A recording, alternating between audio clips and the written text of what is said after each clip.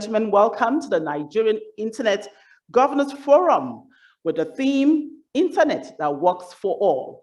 I particularly like this theme because I know we are all striving to make sure that there's internet available to all Nigerians, irrespective of where they live or their status. We all look forward to making sure that internet is available, affordable, and accessible for all Nigerians.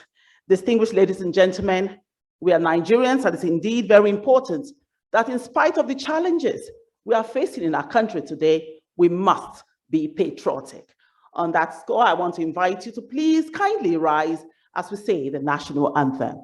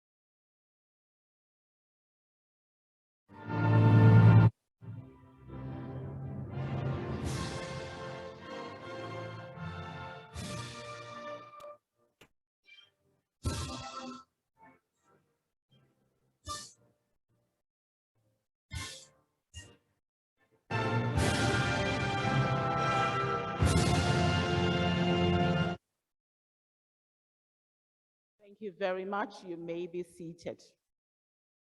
Distinguished ladies and gentlemen, I welcome you once again to the NIGF 2021.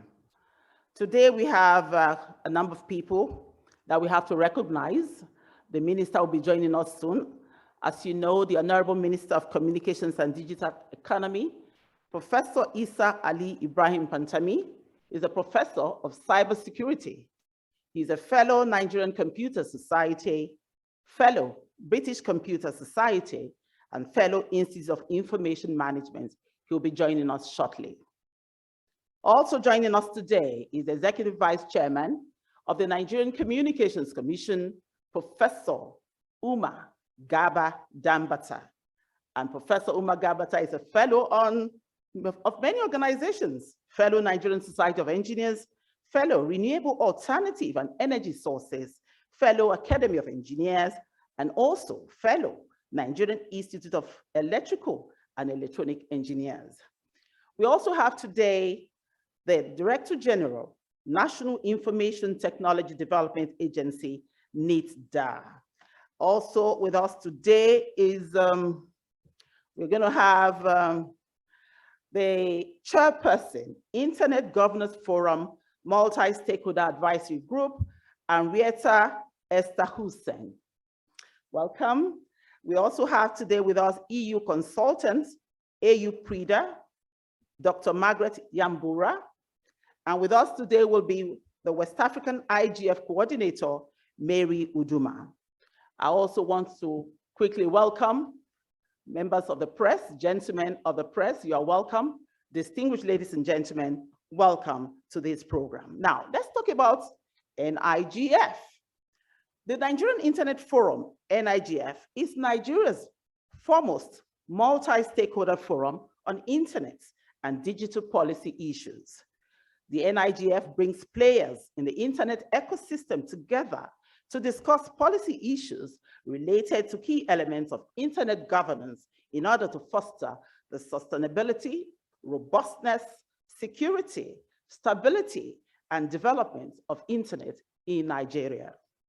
The NIGF has thrived under the leadership of the Multi-Stakeholder Advisory Group, which consists of the Federal Ministry of Communications and Digital Economy, the Nigerian Communications Commission, the National Information Technology Development Agency, NITDA, the private sector, the Nigerian Internet Registration Association, and non-governmental organizations who have expressed common national interest and commitment to make NIGF a sustainable preparatory local platform toward annual Global Internet Governance Forum. Distinguished ladies and gentlemen, it's my pleasure to welcome you once again to these events. Okay, now I want to welcome all those who are connected virtually. Welcome to this program. And of course, we're going to have a moderator who's going to moderate in the online bit of this event. Our moderator is Mr. Emmanuel Edets. He's a legal practitioner who specializes in information technology matters. His practice area focuses on the relationship between the legal framework and technology. He's the head of legal services and board matters at the Nigerian Information Technology Development Agency, NITDA, the agency charged with regulating and developing information technology in Nigeria. Mr. Emmanuel Edets, are you connected? Are you online? Mr. Emmanuel Edets, over to you now. Take it away. Thank you very much. I really appreciate that. Mr. Emmanuel is going to be coordinating the online and moderating the plenary. Is he on now? Fantastic. Okay, Mr. Edets. Yeah. Thank you. Thank you very much. Thank you very much. Good morning, everyone, and you're welcome to the Nigeria Internet Governance Forum online. And again, we sincerely apologize for all the technical issues that have happened at the beginning of this particular program. You're also welcome to everyone that's joining us from outside the country. We appreciate you because we know it's not easy for some people who are in different time zones to be able to join us at this particular moment. We'll go into the opening formalities of this program. And as Grace Ojugbo forgive me if I mispronounce that, as Grace Ojugbo, our compere, has already informed us, we'll be hearing from those present for the goodwill messages. And without wasting much of your time, because I know some of us have other things to do after this particular meeting, I would like us to start with the first goodwill message. This goodwill message is from the Executive Vice Chairman of the Nigerian Communications Commission, Professor Umar Garba Dambata. Professor Umar Garba Dambata is currently serving his second term of 5 years in office. And he's a professor that has worked effectively throughout his leadership role in the Nigerian Communications Commission to ensure that the role of telecommunication as a major contributor to the development of the internet is recognized. And you may be aware that the country's gross domestic product has been boosted by inflow of investment by over 36 billion US dollars. And he's a great contributor to this internet space that we have available in Nigeria right now. So without wasting much of your time, we'll invite Professor Umar Garba Dambata to give us his remarks and goodwill message for this particular event.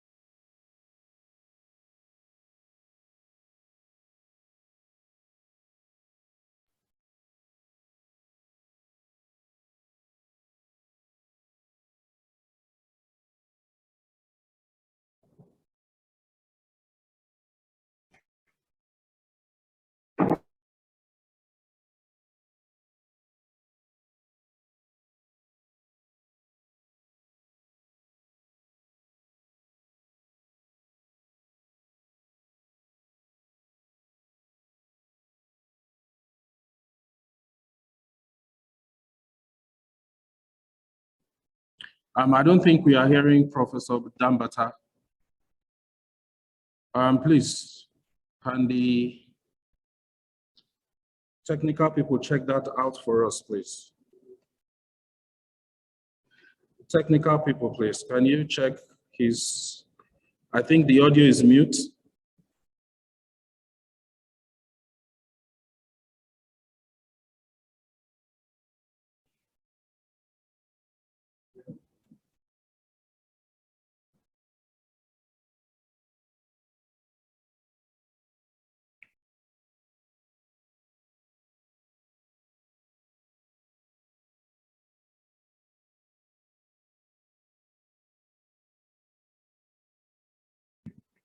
Unmute your audio, please.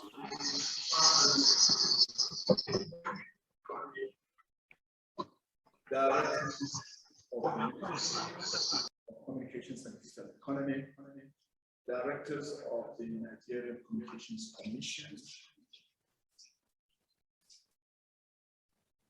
Chief Executive Officer,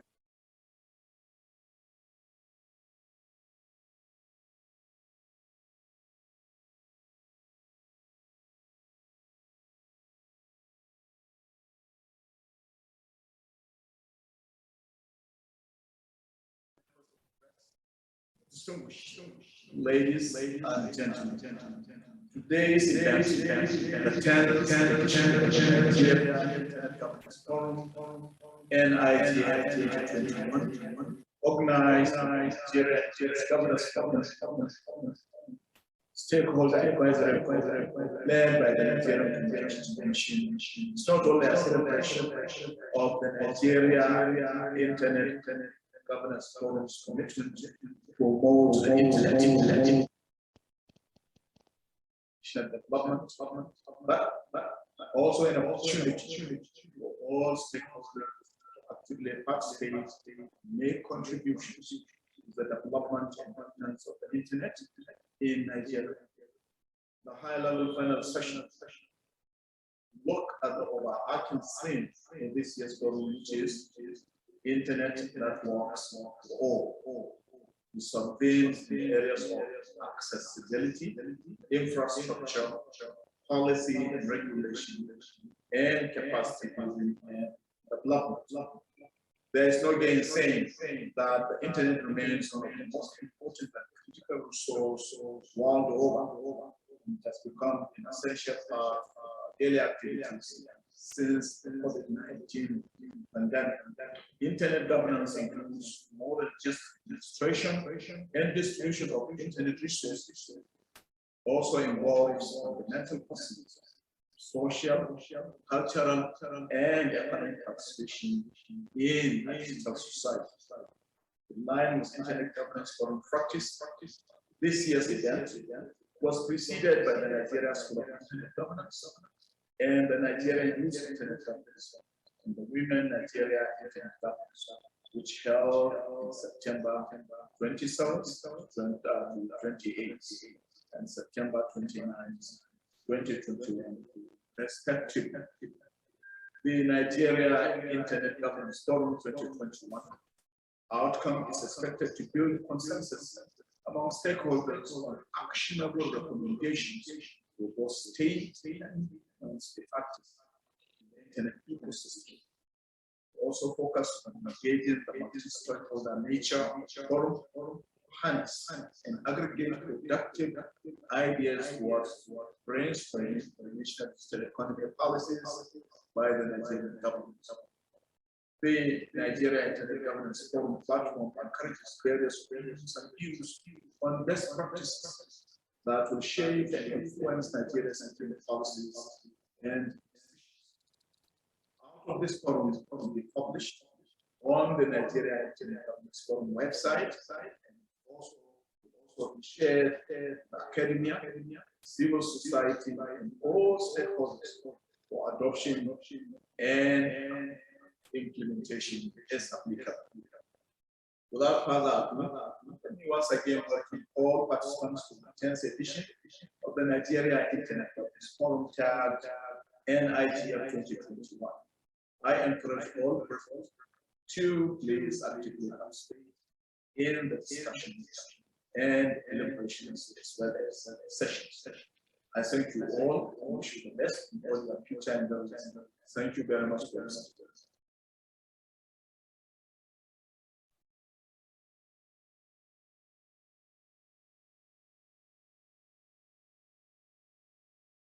Thank you very much, EVC, for your remarks, and we really appreciate your presence in this particular forum.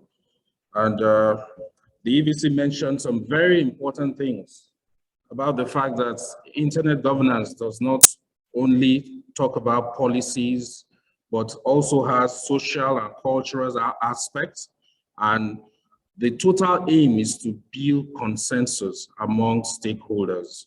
And of course, because we need to build consensus among stakeholders, we also identify that it is a multi-stakeholder forum specifically designed to ensure that everyone who is interested, everyone should be interested anyway, contributes evenly and equally to the discussion on the Internet Governance Forum. Thank you once again, EVC, and we appreciate your presence, and we appreciate the work that you're doing to ensure that the internet is really for all, as the theme for this year, NIGF 2021, is focused on. Next in the goodwill message is one of the youngest, I would say, maybe the youngest CEO of a government establishment in Nigeria, Mr. Inua Kashifu Abdullahi. Mr. Inua Kashifu Abdullahi is a Massachusetts Institute of Technology trained strategist and has over 14 years of work experience in information technology operations.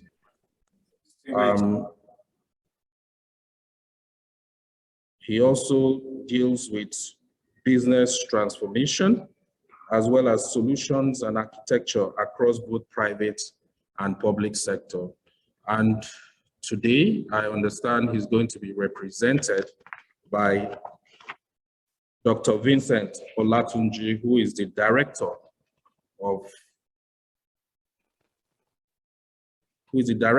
of e-government development and regulation at the National Information Technology Development Agency. Dr. Olatunji, please go ahead.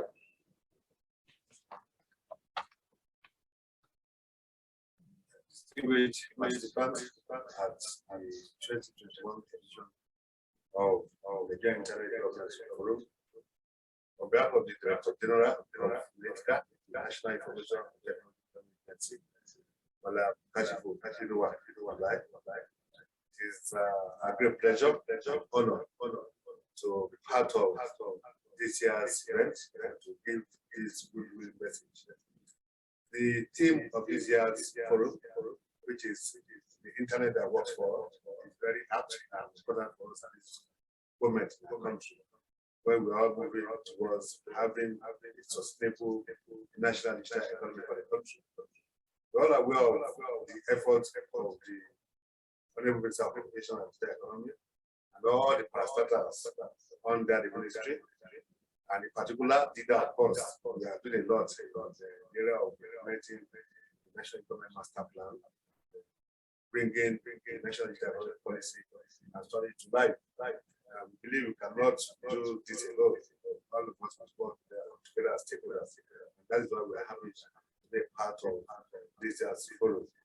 Now, the internet that works for us is really important because now that we are digitizing almost everything, we are encouraging and putting in place necessary measures to move government businesses online to ensure efficient and effective government service and to ensure that Nigeria becomes an integral part of global digital economy.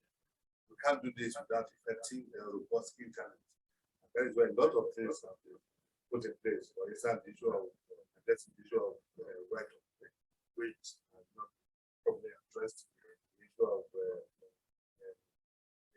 designation of ministry, communications and digital economy, issue of classifying ICT infrastructure as critical national infrastructure. all these are things that we don't have. We have developed called government protection,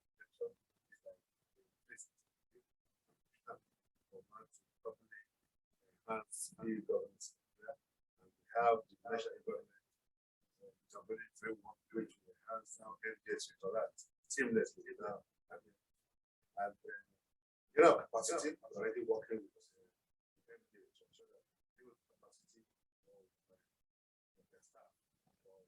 only position there to drive and research of major policy.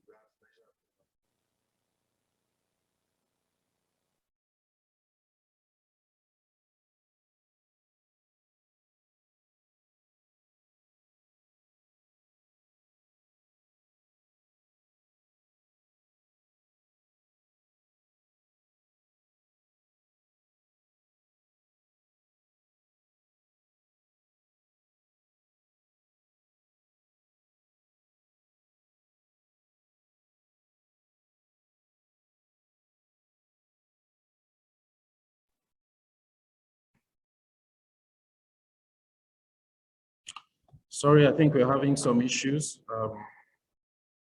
with the technical presentation from Dr. Olatunji.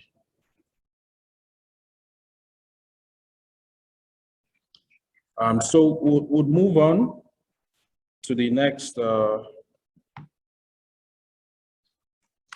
goodwill message. And this time we are going to have a goodwill message from the chairperson, the Internet Governance Forum Multi-Stakeholder Advisory Group.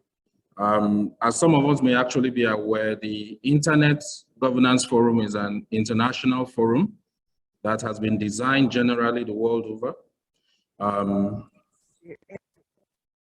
Okay, so I would allow Henriette Esther-Hussein, I hope I haven't murdered that name, to give us our goodwill message right away. Thank you very much. You can take it away. Henriette?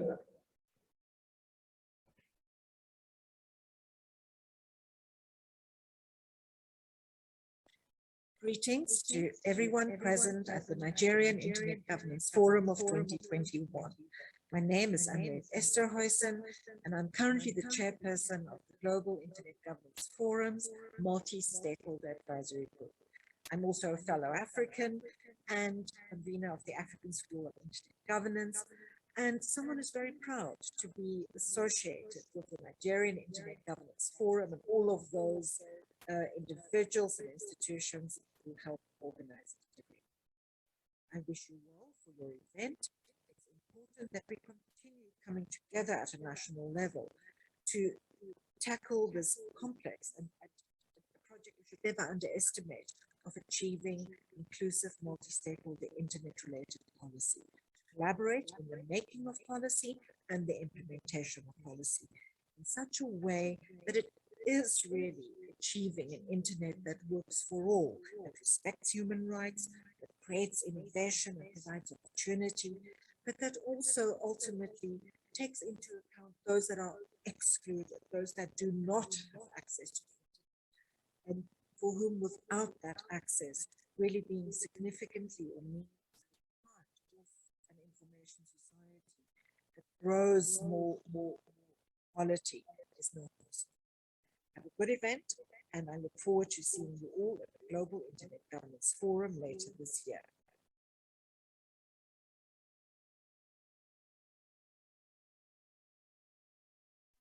Thank you very much, Henriette, for your goodwill message. And again, the same theme runs through all the goodwill messages, the need for a multi-stakeholder approach to discuss policy as regards internet governance. And Henriette has categorically informed us that it's actually a complex issue.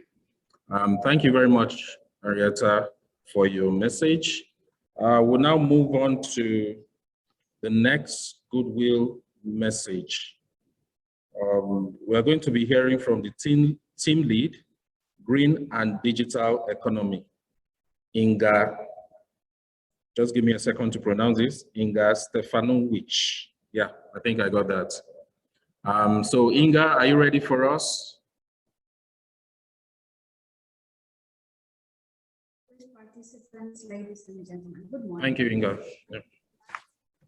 Presenting the European Union today at this occasion of the Nigeria Internet Governance Forum in the framework of the Policy and Regulation Initiative for Digital Africa, or PRIGA in short. PRIGA is a joint initiative of the African Union, the European Union, and the International Telecommunications to enable the African continent to reap the benefits of digitalization. Here at the EU delegation in Abuja, we are particularly fond of the fact that Nigeria is requested to be part of it. With a young and dynamic population, Nigeria is very well placed to benefit from the demographic dividends in the digital era. You will recall that digital transformation is a major priority for cooperation between the European Union and the African Union. It is widely recognized that digitization is one of the most powerful tools for the implementation of the 2030 Agenda for Sustainable Development and the African Union's Agenda 2063. Digital transformation will very clearly be a key sector of cooperation with Africa in this context, and one of the priorities of our partnership with Nigeria under the new EU multi-annual financial framework 2021-27. Our cooperation at different levels, continental, regional, national, is already targeting crucial areas such as the universal provision of high-speed internet at affordable prices, essential skills for all in education, teaching, and vocational training, the business environment, and digital partnership, as well as the adoption of online services and the development of the Since early 2020, the crisis caused by COVID-19 clearly demonstrated the great potential and critical role of digital transformation. It was illustrated by the multiple opportunities and applications, such as distance schooling, teleworking, and digital business models adopted by so many companies also here in Latin. But this dynamic change has also accentuated the disparities, broadening the digital divide and leaving many citizens behind, especially those further away from the great business and innovation hubs, such as notably Lagos here in Nigeria. This increased reliance on digital solutions has also added burdens to privacy and security. In this context, the European Union approach that the European Union takes is unequivocal. Europe wants to empower businesses and citizens to be part of a sustainable, people-centered, and more prosperous digital future. The vision revolves around four major areas that make up Europe's so-called digital compass. And these are skills, secure and sustainable digital infrastructures, digital transformation of businesses, and digitization of public services. Our international digital partnerships will encourage compliance or convergence with the EU norms and standards on issues such as data protection, privacy protection, and data flows, the ethical use of artificial intelligence, cybersecurity and trust, the fight against disinformation and illegal content online, the defense of internet governance, as well as support for the development of digital finance and online administration. We are also convinced that the debate on internet governance is multi-stakeholder by nature and should ensure transparent and inclusive representation mechanisms. This is the case of this African Internet Governance Forum. Let me conclude on this note by thanking the African Union Commission for the excellent and long-term collaboration under FREEDOM, as well as all those who contributed to the organization of this event in Nigeria. Let me also especially acknowledge the great high-level representation in this event of our Nigerian partners, as well as many Nigerian participants dialing in. My best wishes for a successful event. Thank you. Thank you very much, Inga. Thank you for your message. I think we need to do a little bit of work on our audio, and but we really appreciate all the messages coming in. And again, the common theme is ensuring that internet services are actually available for the use of the citizens. And this is a very important issue because it's becoming a fundamental resource the world over. And thus, most of the discussions are actually centered around ensuring the availability of internet for all. Thank you very much. Last but not the least, in fact, would like to introduce our own West African Internet Governance Forum coordinator, who was also the coordinator of the MAG here in Nigeria at some point, somebody who has worked assiduously to ensure that Nigeria is on the map of the internet governance discussion. And it's my great honor and pleasure to introduce to you Mrs. Mary Uduma. Mrs. Mary Uduma, I would like to hear from you on your remarks and goodwill message, ma'am.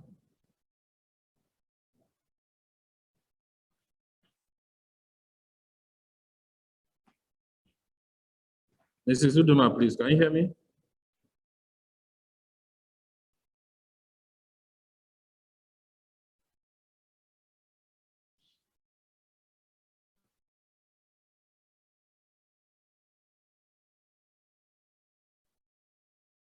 Is Mrs. Uduma with us? Okay, I think she may be having some technical issues. Okay. I can see she's on, but we are not hearing her.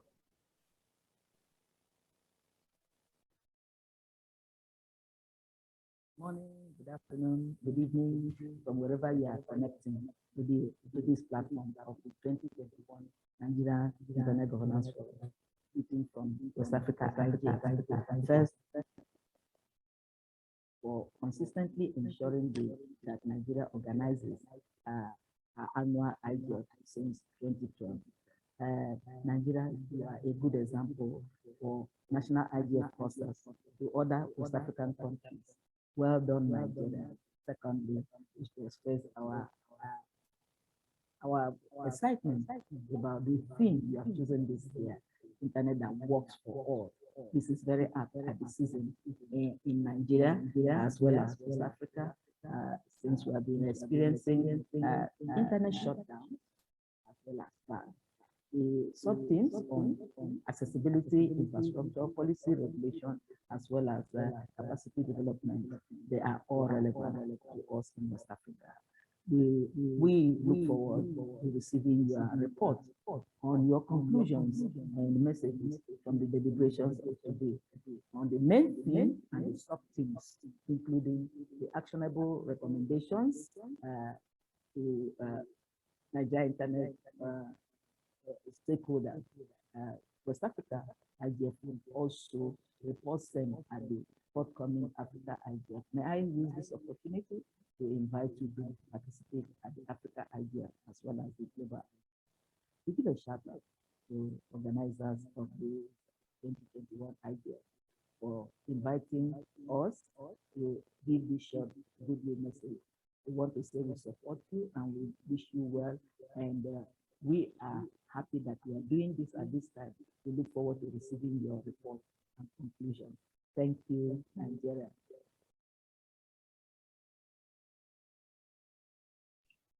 Thank you very much, Mrs. Uduma. Thank you so much. And this thank you is not just about the speech, it's also about the contributions that you have made to the Nigerian Internet Governance Forum, and also about all your contributions to the global stage in terms of discussion on the issues of the Nigerian Internet Governance Forum. And so our guest online, we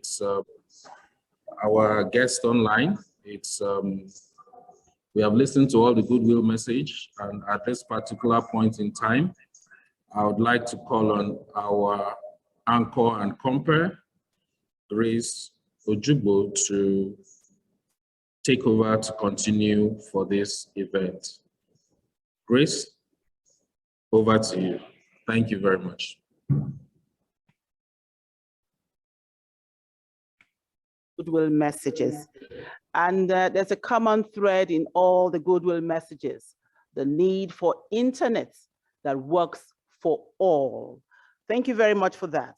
Now we'll go over to the next segment, and I'll be introducing Mr. Bernard Ewa. Mr. Bernard Ewa is going to be in charge of the plenary. He's going to take the lead and moderate it. He is a deputy director, e-government development and regulations at the National Information Technology Development Agency, NIDA. Mr. Ewa's previous roles at NIDA include Deputy Director, Corporate Planning and Strategy, and Head, E-Government Units. Bernard's practice area is technology policy, design and governance processes, reforms with high impact on citizens and businesses and communities. Bernard has a strong entrepreneurial background and passion for public service. He co-founded NIIT Computer Education Center, Abuja. Bernard also founded Niche IT, a tech project management advisory firm, in 2005.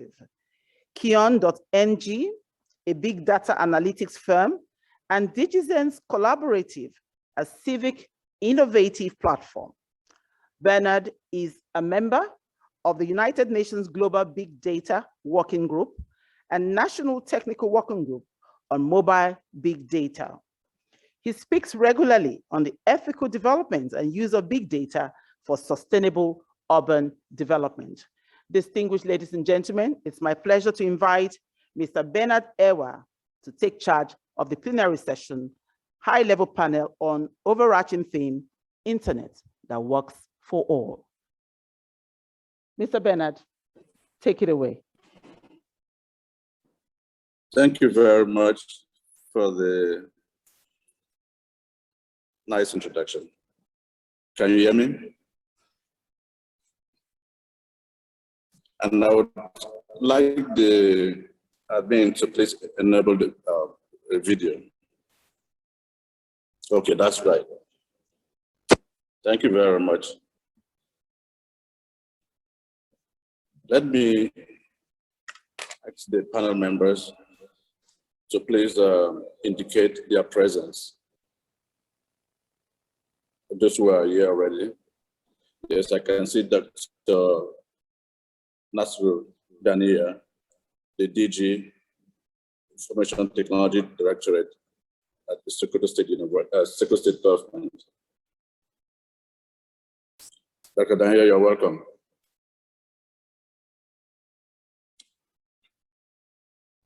During this session, we are going to look at the broad issues that are related to the internet, particularly along the major themes that we have identified, which include accessibility, policy, infrastructure, and capacity building.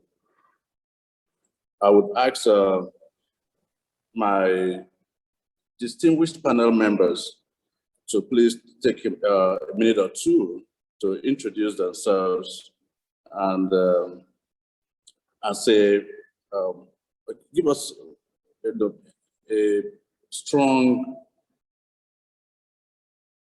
statement, about what they feel about the issues that we are about to hear from them today. Dr. Dania, may I begin with you, please?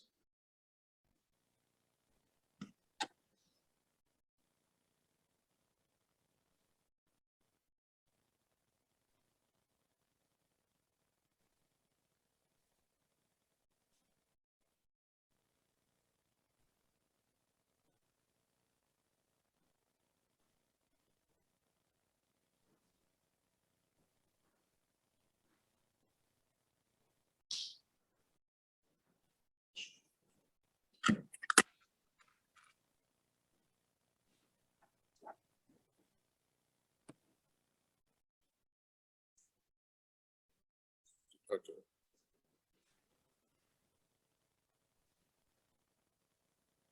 Hello.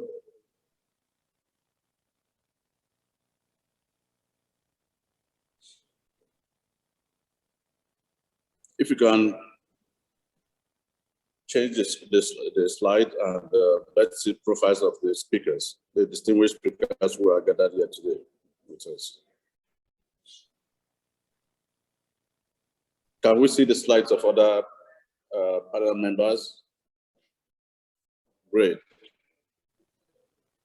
Great. So Nasru Daniya is a fellow of the Nigeria Computer Society. We also have Nnenna Nwakama of the World Wide Web Foundation. She will be joining us. She's had a distinguished career and one of the proponents of ethical use of the internet.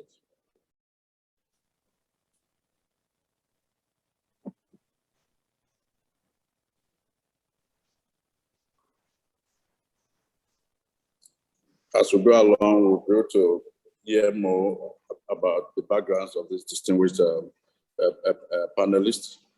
But let's hear from the panelists themselves, please. Dr. Nasru.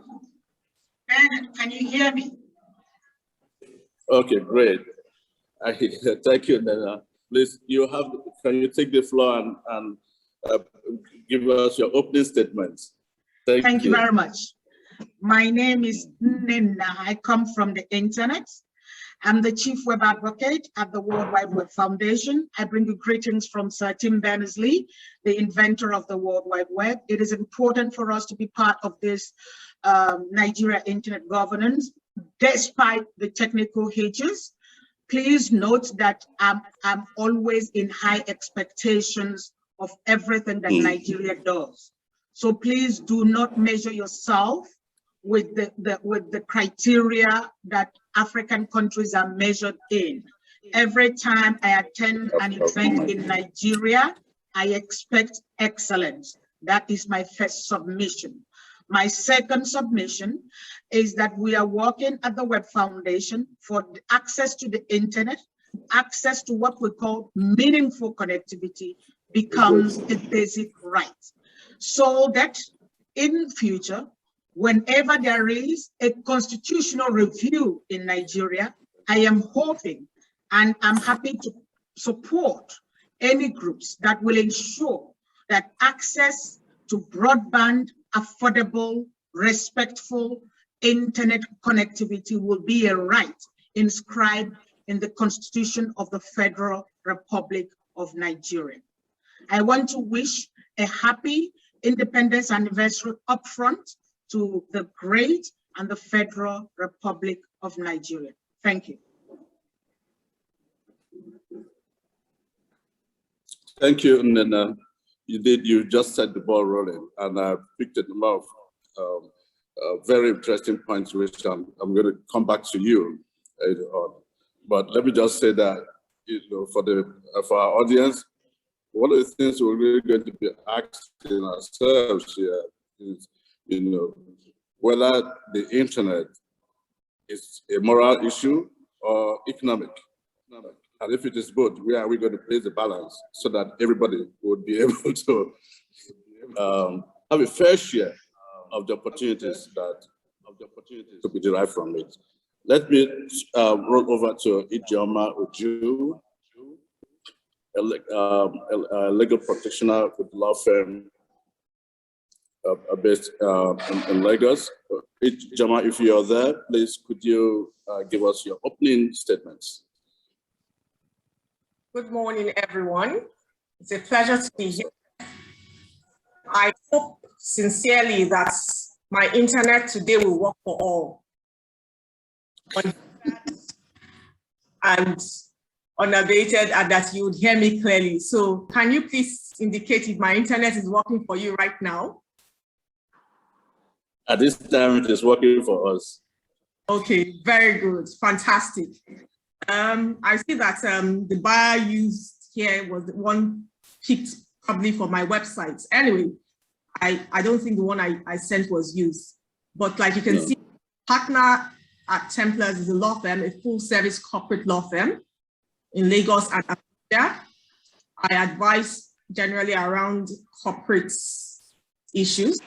So ranging from your regulatory compliance to establishment to foreign investments and transactions, and even to technology law. A lot of my clients are the big tech clients. So I advise them on data protection and mostly compliance with the Nigerian technology ecosystem.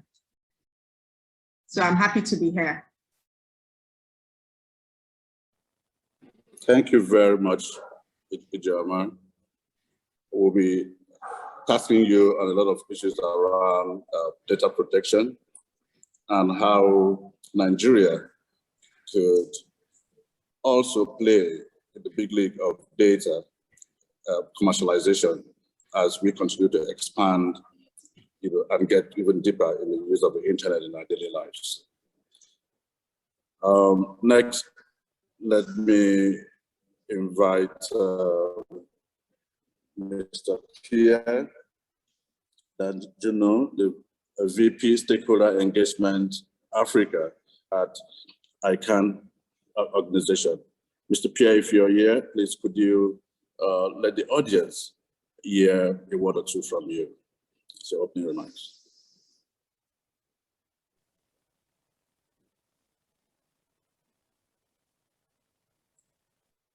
If it's not ready, may I call on Dr. Nasru Daniya?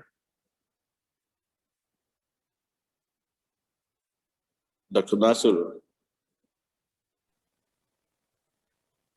We also have on this panel distinguished Senator Yakubu Hussaini, Chairman, Senate Committee on ICT and Cybersecurity, as well as Mr. Adil Suleiman, Senior Policy Officer, Telecoms and ICT at the African Union Commission. If any other panel member is ready, would you just turn on your mic so we can hear from you? Okay, thank you very much, Program Director. I'm very happy to be here with you all, and I want to echo the messages that were sent by my colleagues, particularly my dear friend Nena. So it's glad to see you. I'm glad to see all of you, and we are very proud of the advancement that the Nigerian have made with regard to the digital agenda. I remember back in 2014, we came to the African IGF in Abuja, and it was a very successful event. At the time was attended by the minister. So, and also, all protocol observed. If you have, high-level official with us, my message is that the African Union Commission, I think, places the digital agenda at the top of its agenda.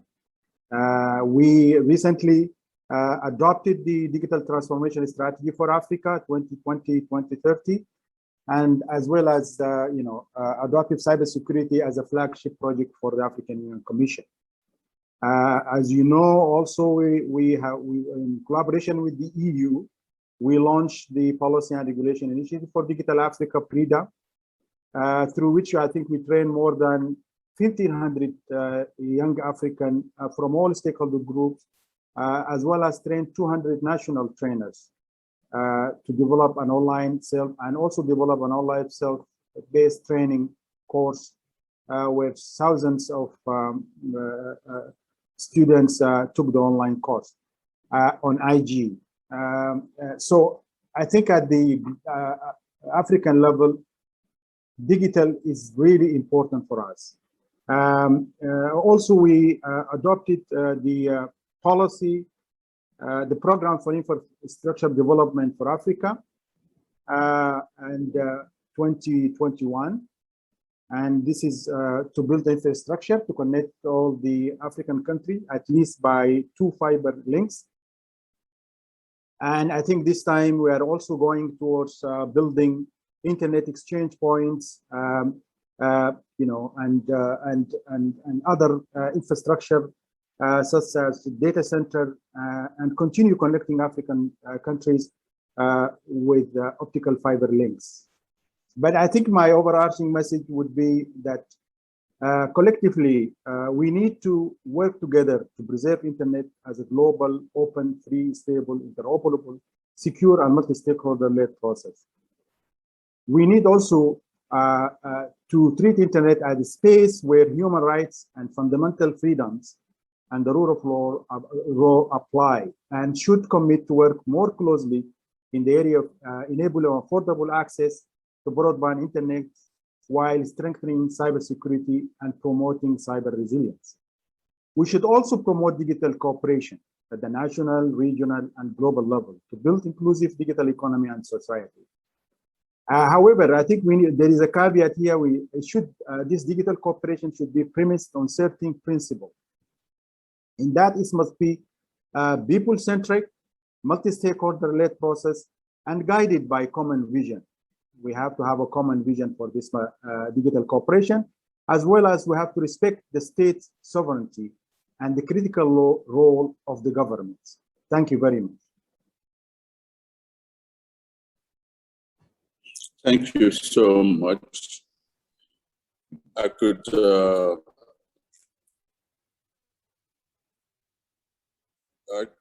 count a number of very strong policy issues that you mentioned, and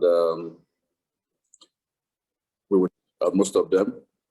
The internet being a human right issue. You also talked about the digital emphasis on digital transformation at the Commission. I understand that one of our panel members, Dania, is having difficulty unmuting his mic. Admin, if you can hear me, could you ensure that Dr. Dania is not muted so he can join us? He's ready to join us, but he cannot unmute from his end. We also have distinguished Senator Yakubu Usedi with us, but we would continue with the members who are live with us right now, as we expect the distinguished Senator as well as Dr. Dani to join us. Let me swing back to Ijeoma. Now, we are seeing a lot of extensions from the benefits that users of the internet can derive, particularly in the area of data.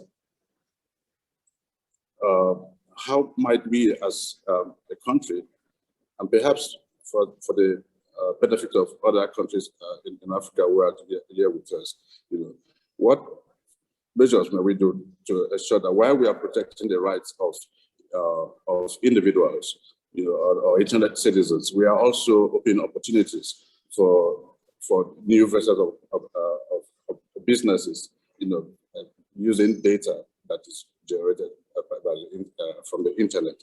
And this is not just for individuals, governments and other institutions as well.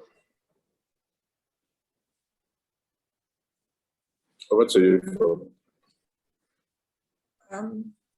Sorry, Ben, Yes. I get your question.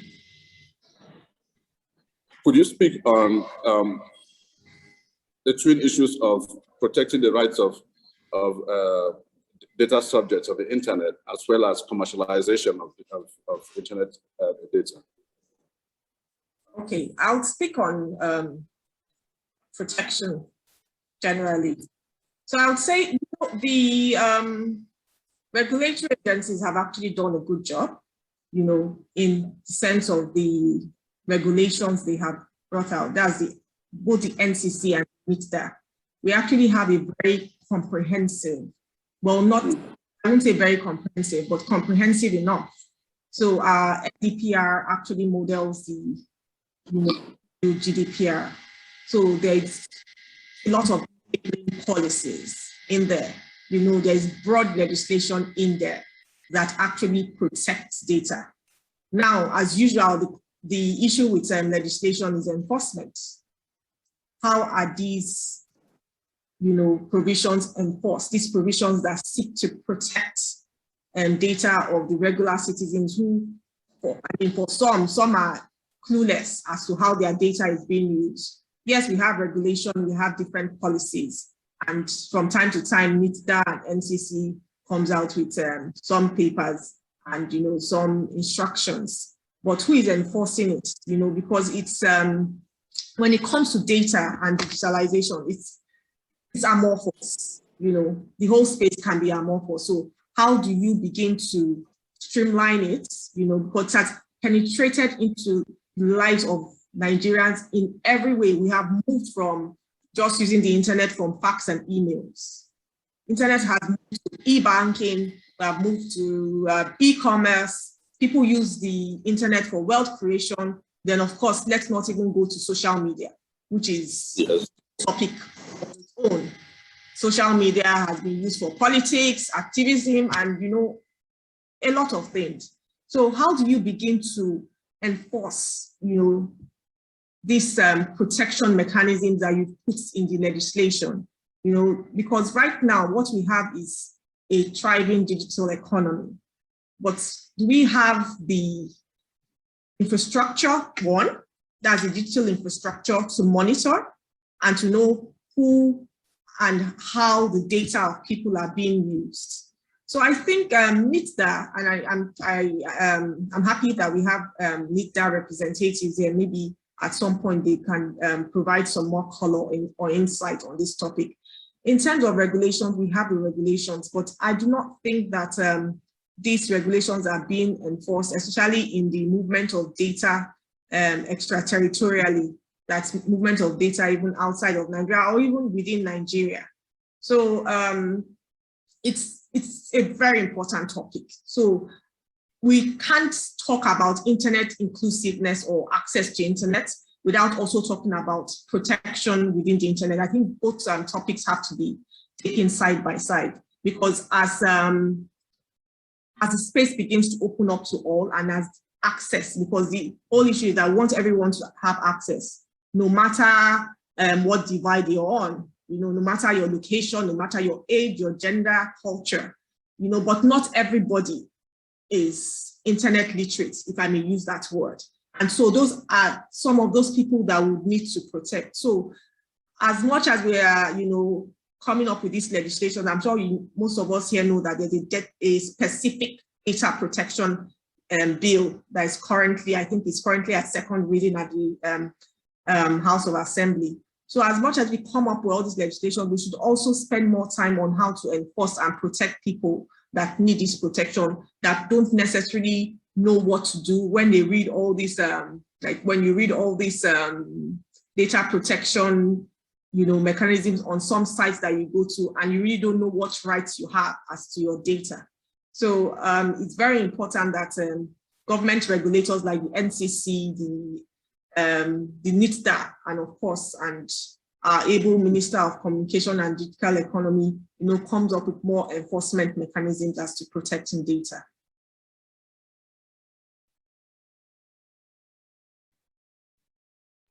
Thank you very much. Let me ask the other panel member to comment on the issue. I heard a lot, but I also want to mention that in terms of enforcement, right now we have, of course, the Nigerian Data Protection Regulation. But one of the things that we continue to see, the internet is also, one of the major promoters of new data sources. Some of which are not necessarily, contained within the current provisions or rather for ease of enforcement. So should we be looking at deeply in the area of regulations that address the evolving or discoveries of new data sources that we continue to see on the internet? Anybody can? Yes. Yes, please go ahead, Adil. Sorry, Nana, You're muted, yeah, sorry, Nana, I just raised my hand before you, but I think we would have plenty of time to respond. At the continental level, I want to give you a little bit of what we are doing at the continental level when it comes to data. In fact, we developed a data policy, continental data policy, and this data policy in November is going to be introduced to the ministers in charge of ICT in Africa for adoption. So this is one step, because we realized, of course, everybody is talking about data. Data is the 21st century, oil and all of that. And I think this is, I like that you brought the issue of data because it's connected to access and access to all. And I think we need to be careful when it comes to, foreign, tech companies giving access to African for free, because there is no free lunch. And people have to be very careful when it comes to this kind of, free access, because as you all know that, these companies, they use our own data for profit, and we need to stop that. I think the Europeans are doing a great job with that, but we need to work on that. On the legislative aspect, the African Union, as you all know, we have the African Union Convention on Cybersecurity and Data Protection. But I think when it comes to data protection, the convention is falling a little bit short, and this is why also we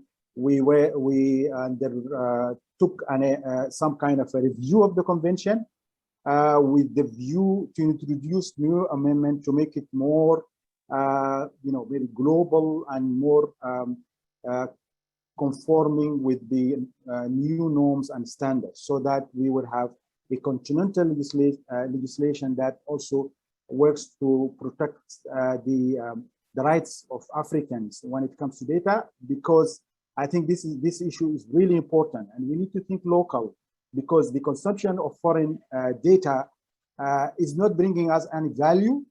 We don't have jobs. We don't have. We are being used and abused for profit, and I think we need to stop that.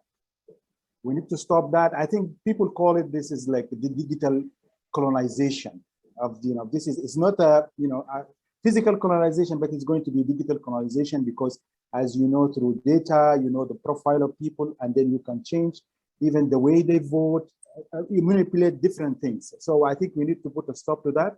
And through this revision of the Malabo legislation, we're trying to introduce articles so that we protect our data the same way the Europeans are protecting their data against this foreign company,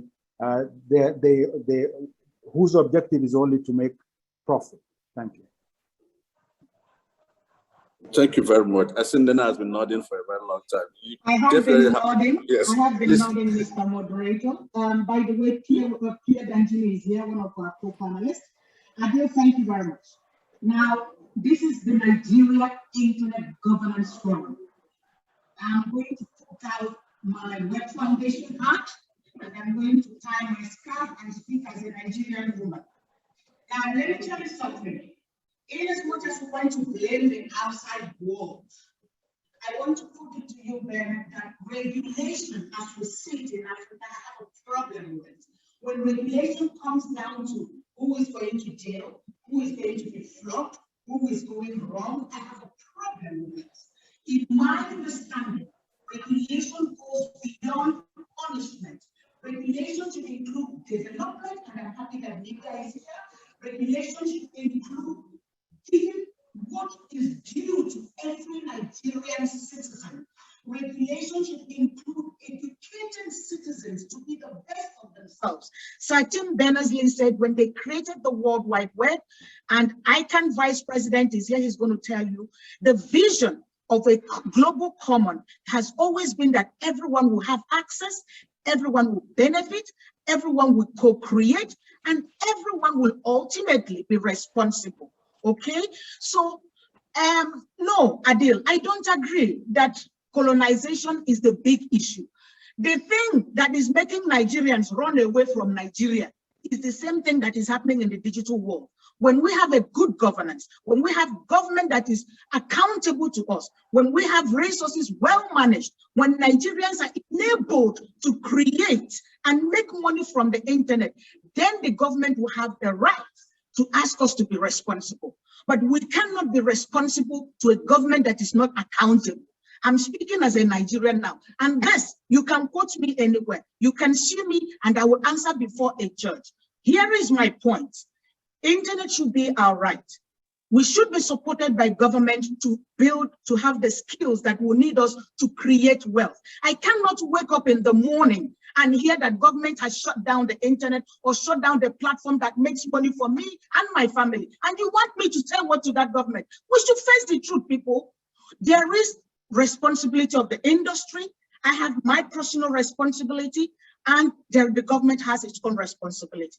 At the Web Foundation, we've started the Tech Policy Design Lab, which is based on design thinking. People, otherwise we call it multi-stakeholder engagement. I'm happy that Henriette Esther Houston spoke earlier on.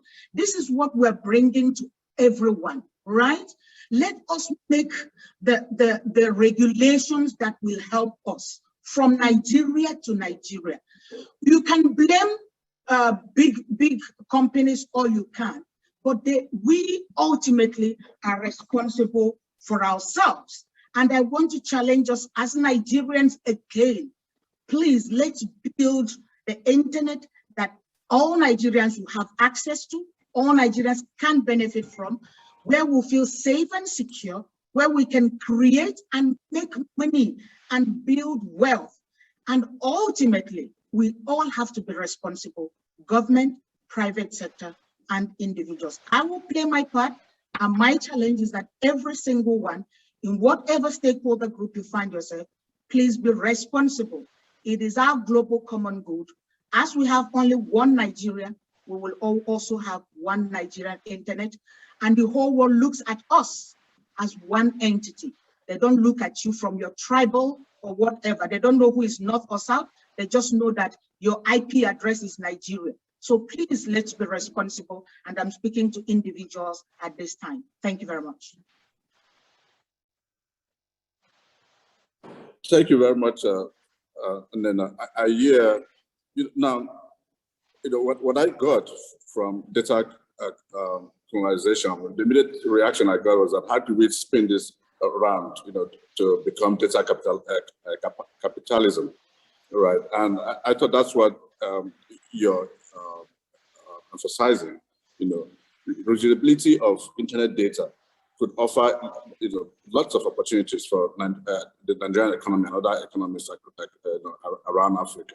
What might be this, specific steps that we might have to take to recognize these opportunities, taking into consideration the dynamics of internet that is generated around data, the fact of multiple residency of the data, sometimes across sovereign domains.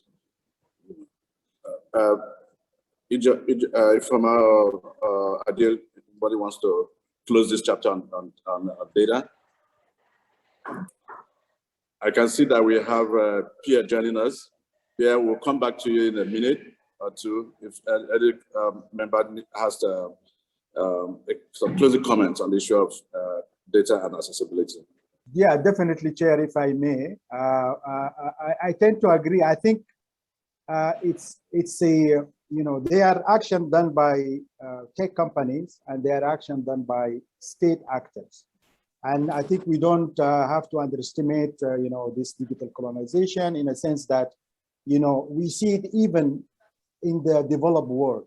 We see it even, done to countries that's supposed to be developed. So I think we have to be careful, but I think the answer to that maybe I'll expand a little bit on what Nana said. We need to think locally. For instance, like when we provide access, we don't provide access because we want people to go and join the social media. But I think let's think locally in the sense that when we provide access, we try to solve local problems. For instance, if we have in rural and remote areas, we have school issues. So let's have a local solution to provide access to schools so that we have e-learning. And this way, we help solve the local problems. Of course, similarly for health, for instance, people in the local area, remote area, they travel long distance to go and visit doctor in the cities. Why can't we have e-consultations, e-medical consultation? And this way, people won't travel to the cities to get medical consultation and so forth. Let's think locally to solve local problems when we provide access. Let's also think job creation. When provide access, let's think of job creation. Let's also think about investing in youth skill development and making sure that we don't have market concentration by big companies. We give opportunity to SMEs and small countries and small companies, entrepreneur in the country, so that we develop our own business, internet-related business in the country, and not relying on content coming from overseas. Like almost 80% or 90% of the content that we consume is coming from overseas, and it's not giving us any added value in terms of job creation, in terms of solving local problems. So we need to think locally, and I think maybe this is the answer to the problem what was posed earlier. Thank you.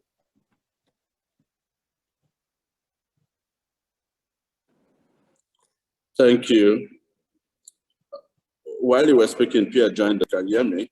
Could you just yes, announce your presence? Hello. Hello, Pierre. Hello. Yes, can you hear me? I can hear you very well. Okay, thank you very much, and very good morning to everyone. And apologies for some of the technical glitches that prevent me from following part of this panel. Happy to be here. I'm Pierre Danginou, Vice President for ICANN, in charge of stakeholders engagement, and always happy to be attending the IGF, Nigeria. And congratulations to all our colleagues there from NCC, Anira, and Nita, and the rest. Well, in terms of the issue you raised, about data, I hope that's you just want to hear what I think about it. Well, as ICANN, of course, we don't. The only one thing we say is that internet should work for everyone. And at some point in Nigeria, for instance, internet should work, and exactly to be developed as per what Nigerian wants. Of course, colleagues, have been discussing about data colonization, about responsibility. That's Nena. I think both are right, actually. At some point, it's all about what we want to achieve with the internet. If it has to work for all of us, yes, it has to be much more a kind of indigenous sort of endeavor, so that we build. So the only one thing for us is that data is crucial today. And if you really were to actually make sure that everyone, profit by the internet, by the way, with the COVID now, we understood that more and more people are needing the internet, and then it's some will say it's becoming a right for all. Now, I think we need to make sure that we do have the right, decisions. Not going back on legislation, it is important, but most important thing is what we are also calling the multi-stakeholder, model, whereby all of these issues are discussed, locally by everyone, taking into consideration everyone's, interest. If it's government, of course, there are issues about shutting downs. There are reasons for that, certainly, but it has to be discussed, and resolved locally. As far as ICANN is concerned, we are in the job of securing the internet, making sure that it is stable, it's interoperable, and if I have time, I will talk about this. Just one last word. I think there is this concept of open data, that makes sure that every citizen, have access to public data. Believe countries should really develop their open data strategy and policy and strive to implement it so that, data be easily accessible to everyone. I think that's also one part of making internet, work for everyone. Let me stop here. And if there is anything specific, especially on the way ICANN is trying to broaden the scope for the internet accessibility, I will talk on that. Thank you. Thank you very much, Pierre. In the course of discussions, we have actually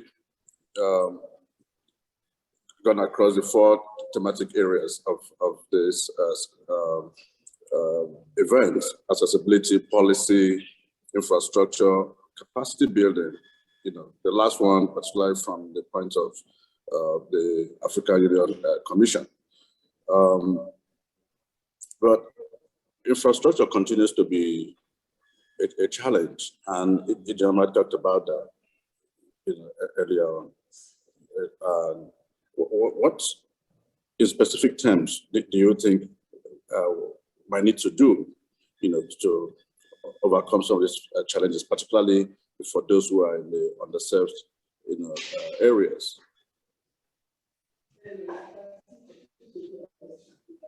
Yeah, this is for me, right? Yes. Okay, thank you. Yes, I definitely, well, the thing we are trying to do here is not sort of delineate, when we talk about infrastructure. Of course, we already know about the cables. We already know about, the whatever it takes, to actually develop an accessibility and all of these things. And also, what we are trying to say here is that we need to be working on a kind of encompassing way so that we now consider what we are calling the internet infrastructure, meaning that we need to really, again, concentrate on what really makes the internet work and find ways in which it's not just about the cable, but it's about all the possible, ways to broaden the scope for everyone. And for that, I want quickly to touch on something we are calling the DNS that probably most of you might know about, which is quite crucial for the way the internet works. Internet cannot work if we didn't have those unique identifiers, domain name, IP addresses, and even the root server. All of this need to be coordinated in such a way that it works. That's what ICANN does, actually. Now, what we are saying is that as far as Africa is concerned and Nigeria, that this DNS really work properly. Because if DNS does not work properly, your country is not really being visible. So you need to secure, this DNS in such a way that your destination is quite secure. That's why we use DNSSEC. It's important.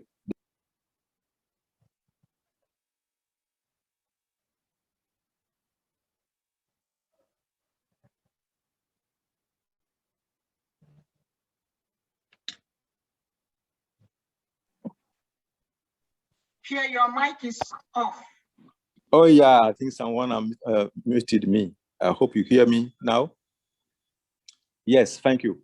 So the other thing is about the root servers. We did have 13 of them, that the original ones, but now we have possibility for replicating, those 13, and a country better need to have all of these instances. It is important to say, for instance, a country like Nigeria to be hosting, I don't know, dozen and dozen of those, instances of the root server.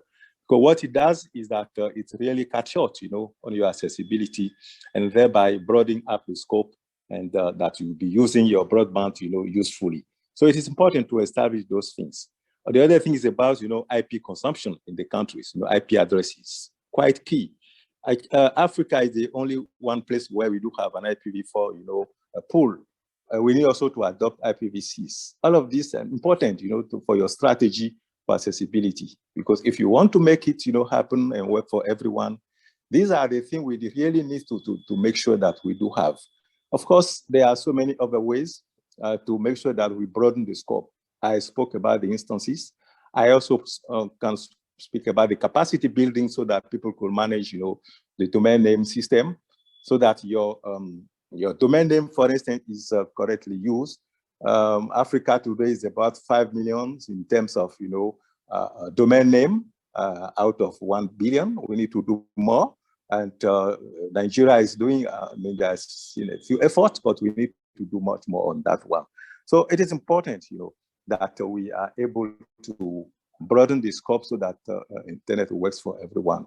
So I thought that I should bring the aspect of what we are calling the internet, infrastructure, which is the way you also tackle the other aspect of, accessibility and affordability. So, well, if any question, of course, I can come back on that one. And yeah, thank you for your attention. Great. So I think this is a good time for me to let you know that my good friend, who is increasingly looking like me with his white beard, from Sokoto State, has joined us. Nasoro, do you want to unmute your mic? Yes. Okay. Because, yeah, please announce your presence, but we'll also be asking you to talk about the infrastructure from the point of the state government, state and local government. Because I believe you face particularly unique challenges when it comes to not just infrastructure, but getting people in rural areas to build capacity and get them to mainstream them into the internet or digital society. Please, Mr. Daniel. Okay, thank you so much, Mr. Bernard. Thank you so much for giving me the opportunity to speak on this very important issue. Well, before I speak on that, I think it's really interesting for me to add up 1 or 2 words about the first point, which you spoke about, the data protection, as well as the infrastructure. On the data protection, I think as Nigerians, I think the Nigeria Internet Governance Forum should consider, the legal framework that is already on ground by NITDA, which is the Data Protection Regulations 2018 and the framework for the implementation of Data Protection Regulations 2019 in Nigeria. I think whatever we need to do is to focus and centered around this legal framework, which is really, really vital. Anything we are doing that concerns data protection, I think should focus so much on the already existing laws that are on ground. One key interesting thing about that aspect is the fact that the provision made for the engagement of data protection compliance organizations to guide, public institutions and private institutions to ensure, whatever we're doing in terms of data protection are in accordance with the law. About the infrastructure issue, I think the key thing here is we need to understand the telecommunication in Nigeria is under the exclusive list, meaning that state governments are having limited, interference in terms of what they can be able to do to support the federal government and to support the society to ensure that critical infrastructure is on ground. For example, I recall, the current Minister of Communications and Digital Economy, Pantami, made mention of making more regulations to ensure protection of critical, infrastructure, critical national infrastructure. If you recall, the Nigeria Cyber Crimes Prevention and Prohibition Act 2015 clearly, spelled out some reprimands and punishment, which takes up to the death penalty when someone tampers with critical national infrastructure, especially the telecommunications ones. So I think, having said all that, we need to also look at the overall size of the people we are serving. In Nigeria, we have 774 local governments. And all these local governments are directly under the control of 36 state governors from the Minister of FCT. Now, how do you ensure, internet that works for all actually reach out to these 774 local governments where the federal government is in charge of this telecommunication sector under the exclusive list. So this is the main issue. So that was one of the reasons why most of the state governors, when they make any budgetary provision, as you know, what they intend to do in terms of telecommunications, you know, there is limited interest in what they can be able to provide to support the telecommunication sector. If you look at the revenue generation, what the federal government is earning through telecommunication under the NCC, you know, is actually directly under the control of the federal government, apart from the contribution, you know, we know it makes in federal allocation and what have you. So what I'm trying to say is there is need to bridge this gap between the, you know, what the state government should do. There is not specific policy that, you know, clearly guide the state governments on how to implement strategies towards attaining internet for all in Nigeria. So therefore, all of us stakeholders here need to sit down and identify peculiarities. What Lagos state government requires in ensuring internet for all is definitely different from what Sokoto state government requires in terms of physical and cloud infrastructure.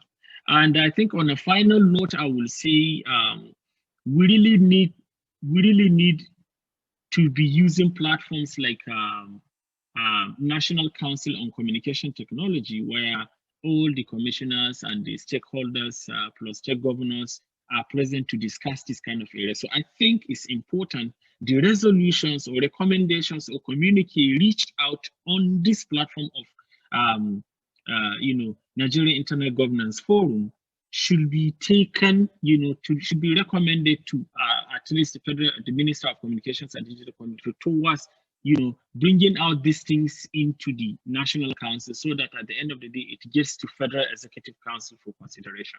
Thank you so much, Mr. Bennett, for giving me the opportunity to speak on this. Thank you, Nasser.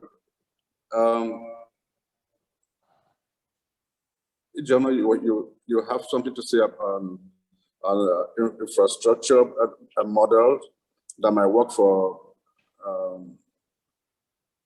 everybody, in particular communities that are underserved, because I mean the telecoms organizations are profit driven, and the point I made earlier on is whether internet is increasingly becoming a moral issue. You know, should we be seeing, you know, specific regulations that would elevate the internet, perhaps to the status of the petroleum, you know, industry in Nigeria, you know, of something of that sort? What do you think? Well, I mean, I would have to, I like what Nasrin said, you know. It's actually something we should give more thought to, although there needs to be balance. You know, he spoke about telecommunications and the related things being on the exclusive list.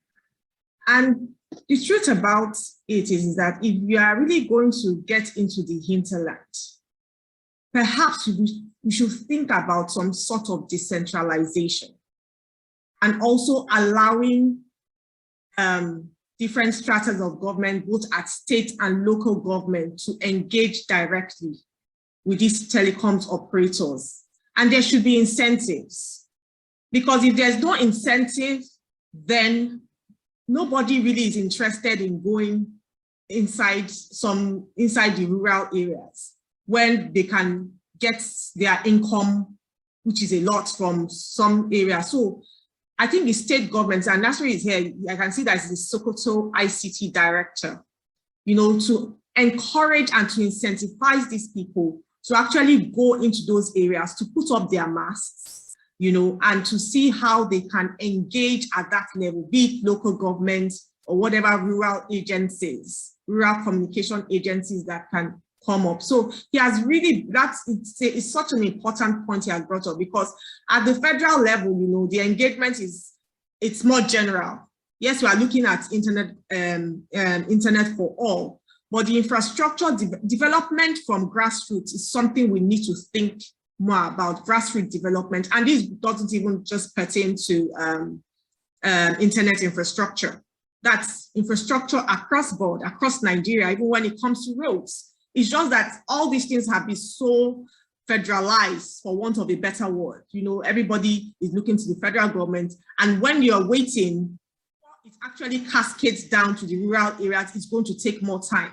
So if you want it to reach those people faster, I think there needs to be a different engagement, a different level of stakeholder engagement, where you engage the local government. The state governments obviously are holding the purse string, as most of us know. So Nasiru, I've given you that charge as a state government. You guys need to, you know, bring the local government up to that level where they can also do some kind of engagement at different levels with these telecoms providers.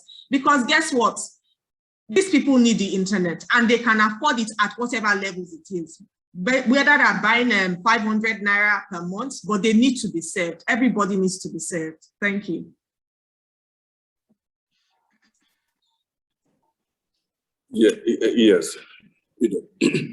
Now, yes, please go ahead, please. Okay, I'm mindful of your time and my time. I'm being waited upon somewhere else. I'd like to give my final thoughts before I run away. Bernard, you said if the internet is a moral issue. Now, when we teach the School of Internet Governance, we try to explain to people, and by the way, Emmanuel Edet, who moderated this earlier panel, was one of my instructors, so I want to pay homage to him. He taught me and I taught others, and we should never forget those who led us to knowledge. So the internet is not one thing. It is different things together. It's not one issue. It is not one platform. It is not one tool. It is an evolving reality. Okay, it is really very important that we see it in its globalness. And I must congratulate Nigeria because no longer putting internet as a communication issue, you are treating it as a digital economy. That's a better way to look at it. Now, having said that, I want to give you an imagery. That is what I always do. The internet is like your wife. She's not your girlfriend. She's your girlfriend, she's your mother, she's the mother of your children. She's your financial manager, she's your banker, she's your nurse, she's your doctor, she doesn't just cook, she's all of that in one thing. So when someone tells you to drive away your wife, smile and leave that person alone. If anybody tells you I want to regulate the internet, ask the person, what exactly is your problem so we can solve it. It's not just about infrastructure alone. There are legal issues. I hope that there are parliamentarians here. There are local development issues. And Uju, thank you so, Ujoma, thank you so very much for coming into it. We have seen that some connectivity owned by communities are actually working better. So we must look, it's an evolving issue. And that's why when we want to regulate, we should not just be regulating about what is happening today. We're looking at the Nigerians of tomorrow. And once again, as I said when I started, Nigeria is a giant of Africa. If you get it right, this continent will probably move in the right direction. So let's quit fighting the battles of just today. Let's look at the Nigerians of tomorrow, the Nigerians of 2050, the Nigerians of 2100. This is the space. The IGF is the space for all of us, whether we are government, industry, or civil society, to come together and say, what Nigeria do we want? What digital identity do we want? What economy do we want? How do we position ourselves? How do we move from being consumers to producers? How can we make sure that our people get online and are connected and safely connected? How do we make sure that North, East, West, and South are equally there? Let it not be something that you only have in Lagos, and when you get to Isialanga South, where I come from, you don't have even connectivity, or I don't have a 3G or 4G where I come from. So these are the issues that should be on our mind as we discuss this. Finally, I also want to call our attention to, I'm still in the UN General Assembly. Let's not forget, Adil is here from African Union, that Nigeria internet does not exist as a silo. We are part of the African internet. We are part of the global internet. And it is very important that we put digital cooperation, global digital cooperation in our agenda. My security depends on your security. And the internet security of the one in China depends on the internet security of the one in the UK. That is very important as we move along as a global entity. We call it a global digital common because it is humanity online. The COVID-19 has shown us that connectivity to the internet is no longer a luxury, but a lifeline. We now go to school, we now see our doctors, we're having this online. It means that without the internet, humanity is in danger. So once again, people, it is not just one platform, it is an evolving reality. It is the new face of humanity. And my call again is that we make it rights-based, we make it interoperable, we make it available to all, that the vision that our forefathers had will still be true, that we can all access, benefit, co-create, and be responsible. My name is Nena. I come from the internet. It's midday where I am, and I want to say, merci beaucoup. Merci beaucoup, and then you've spoken like an advocate. And that's why I made the point that the internet might, maybe we should look at it as a moral obligation, so that it can truly be available to everybody and work for everybody. All right. May we have your final thoughts from other panel members? Yes, this is Pierre. Yes. Yeah, can you hear me? Yes, we can hear you. We can also see you. No, I just wanted to also insist on one aspect, which is about the how do we make internet work for all. And one aspect is about our languages, our local languages on the internet. How do you make sure that everyone can also access internet, using his own language script, on the internet? Well, this is possible. Technically, it is possible, and that's some of the things that we do as ICANN. There are concepts that we call internationalization of the domain name, and also there are concepts that we call the universal acceptance. Technology is there to help us. And if you take the case of Africa and also of Nigeria, you recognize that we do have so many languages. We are all, assessing using foreign languages, which is okay, but we can also make sure that we do use local languages as well. And this is feasible. And the call from us is to make sure that locally now we start working on those things, that at the university, at the research centers, and also with the private sector, we work on developing, those scripts that are going to make sure that the internet also, talk, our languages. And that's, of course, going to make sure that everywhere internet works for all. So this aspect, I think, is important. It's about, when we are talking about responsibility, or you want to keep your data at home, whatever, having your own languages represented there, I think is quite important. And by so doing, you broaden the scope for the larger numbers, to access and use the internet. So I thought that's something I should, flag here. Thank you. Great. That's a rather interesting way to look at it, or to pursue the objectives of data localization. If that would also help to enhance participation and understanding of people who may not be so proficient in the international languages. Adil, do you have a passage share? Yeah, yes, please. I just, I think I brought in my opening statement the issue of digital cooperation, and I'm glad Nena also touched on it. It's important because I think this is one way to solve problems through digital cooperation.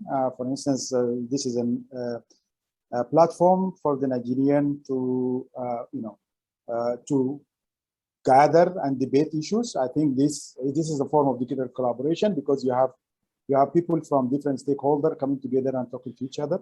And when it comes to the infrastructure aspect, I think through digital collaboration and bringing in new player, in addition to the public sector, we need also to look at other player in the private sector, meaning, tech company, banks, philanthropists, and all can, because if we introduce the issue not as an infrastructure, but all as an issue that maybe communities are facing, you can bring a whole host of, people who are able to finance this project to solve local problems. So I think we need to think about the private sector and even the community itself. We need to bring the community as part of this equation, so that they could also, financially support the infrastructure for their community, for all their community, even not only even build the infrastructure, but also operate the infrastructure, the community itself, so that it will be self-sustained with the community. So I think it's important to talk about digital cooperation in the context of the local, cooperation within the country, as well as, of course, as the global digital cooperation. When you talk about, for instance, skill development, so you talk about you bring in player from maybe the developed world to those skills, so that you have the youths who are more skilled, they can also be engaged in the local businesses. One last point, I think Pierre, my good friend Pierre, mentioned the open data. I think it's really important, this open data concept. I think the country has to develop open data policy, because it hands the government, being open and transparent, and I think it's help the government in that sense, that there is transparency and the public have access to data, as well as, of course, it will help local businesses to develop ideas for local local initiatives, so that they can have jobs and of course create wealth. And I think this open data concept, I think, needs to be expanded upon, and maybe during this discussion, or maybe during the next discussion. Thank you very much. Thank you very much. I am particularly, Nasru, I'm going to come back to you now. Yes, we all know how important the internet is to digitalization, but I mean, we've talked about the key, issues like infrastructure, policy, accessibility, and all that. But beyond that, what might a state government like yours be, looking at in terms of, mainstreaming the internet, for developing specific sectors like education, health, agri, and some of those specific issues, so that it's easier for anybody, including the targets, to be able to measure the impacts that the internet is having in their lives.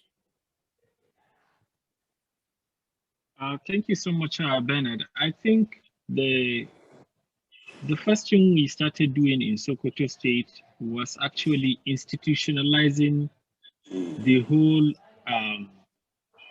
the public sector to be able to understand the direction of the government. It was only during the current administration under Governor Tambuwal that we had the ICT Directorate in Sokoto State. And it was during his only time that we had the first Director General of Information and Communication Technology in Sokoto State. That's a huge political will. And I happens to be the first leader of such an organization. So what we started doing first is to, first of all, identify the direction that we intend to go, to ensure we go hand in hand with the country. So we started by, segmenting the implementables into 4.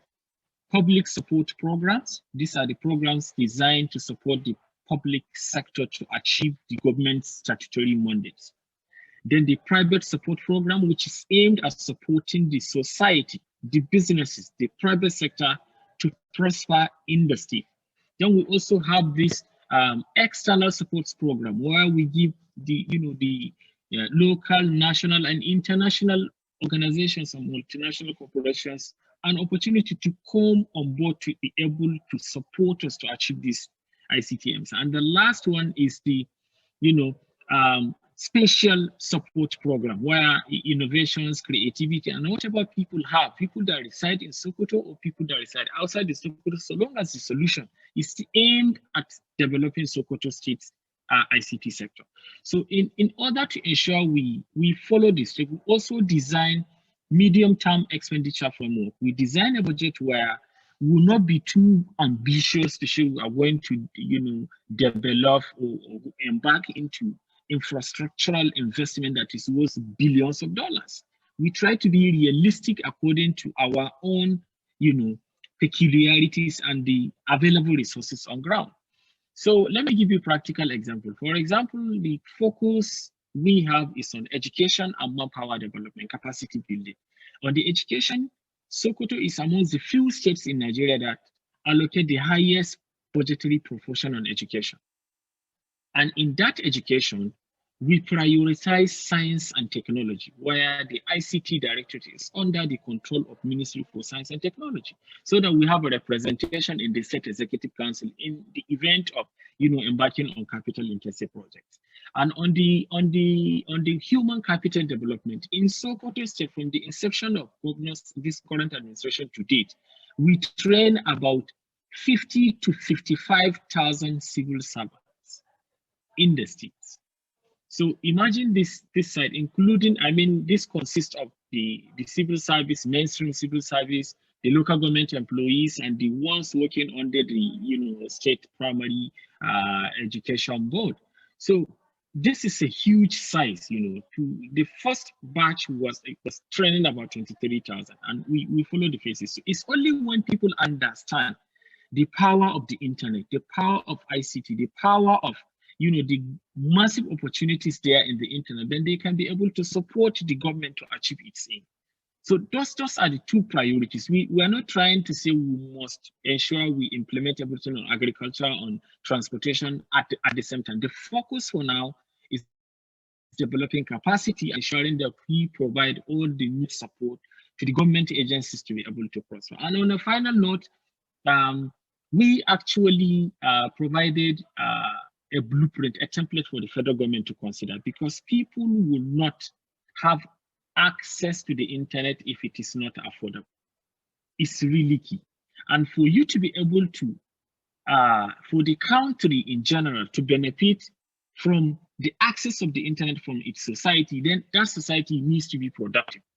You have the internet, it's accessible, it's affordable, but when you are not productive, you are not actually the end output of you having accessible and affordable internet is not productivity that supports the state, the federal government, then there's no. So we now propose a template of example, paperless society. Paperless society is a blueprint where we intend to use saving cost as a mechanism, using internet to be able to, replicate the use of paper. So we conducted the research and came to a conclusion that in Nigeria, we spend about 2.1 billion every year in paper wastage. So there are mechanisms. I'm having the paper, the blueprint with me here, and I think we shared it with the federal government through the Minister of Communications and Digital Economy. I can share some of the reports of the research we've conducted. If we minimize the use of paper and embrace this internet and teach the public sector, the government agencies, the federal government stands to save about 2.1 billion naira every year. And that 2.1 billion could be used for massive infrastructural investment in terms of developing ICT infrastructure and what have you. So thank you so much for this opportunity. Let this be an open platform for us. All the participants, the panelists here, our doors are open. Reach out to us if there's anything, any way we can collaborate to ensure that we guide the Nigerian Internet Governance Forum and these public institutions to be able to play our own little roles in ensuring the, broader access and broader affordability of the internet across the country. Thank you so much, Mr. Bennett. Thank you, Nasiru. Indeed, as you have heard earlier on, this is a multi-stakeholder model, that has been adopted here. So we'll continue to, to welcome views from state champions like you, right? And hopefully we'll see, results from including more and more students receiving classes online and so on. Ijoma, do you have a final word? Because our time is fast spent. Yes.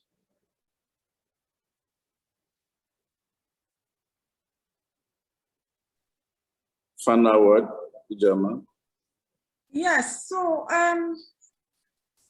what will be my final word? I think we've covered from significantly on internet for all.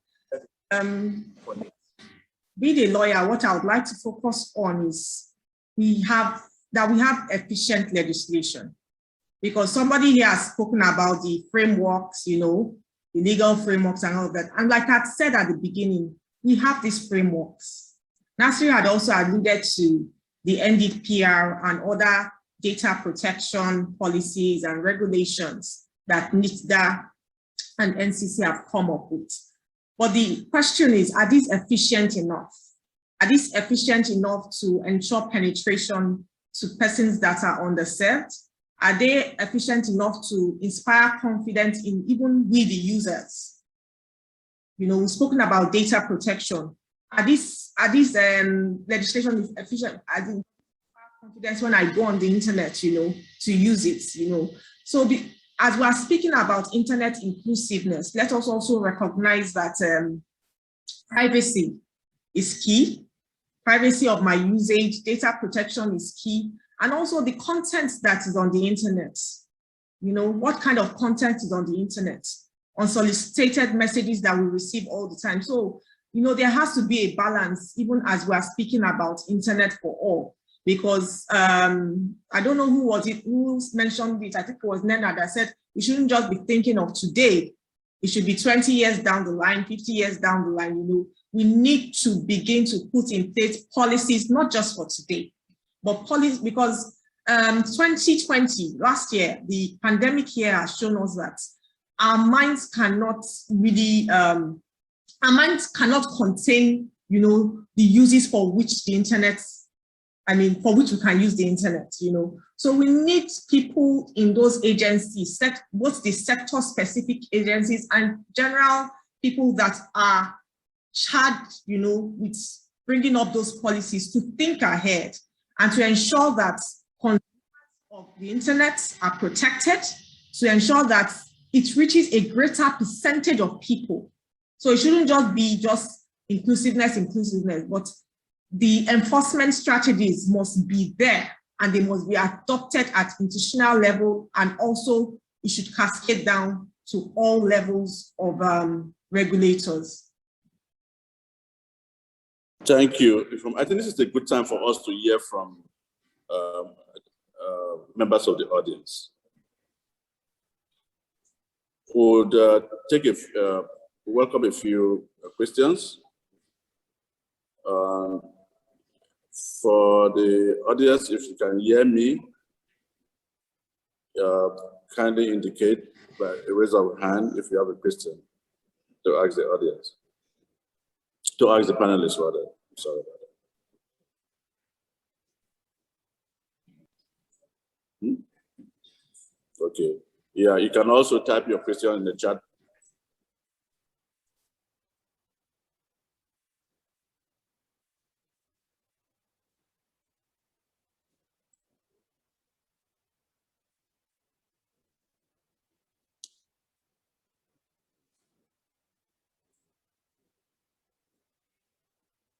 If you don't have questions, it means that the panelists thought and explained everything very well. So this is but there's no request for. Okay, yes, I can see.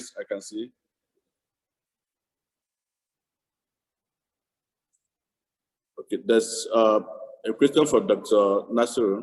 So what is the Secretary of State government doing on the right of charges?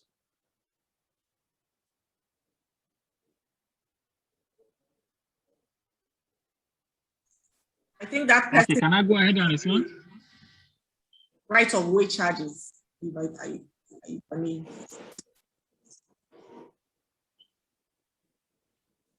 Mr. Bennett, can I go ahead?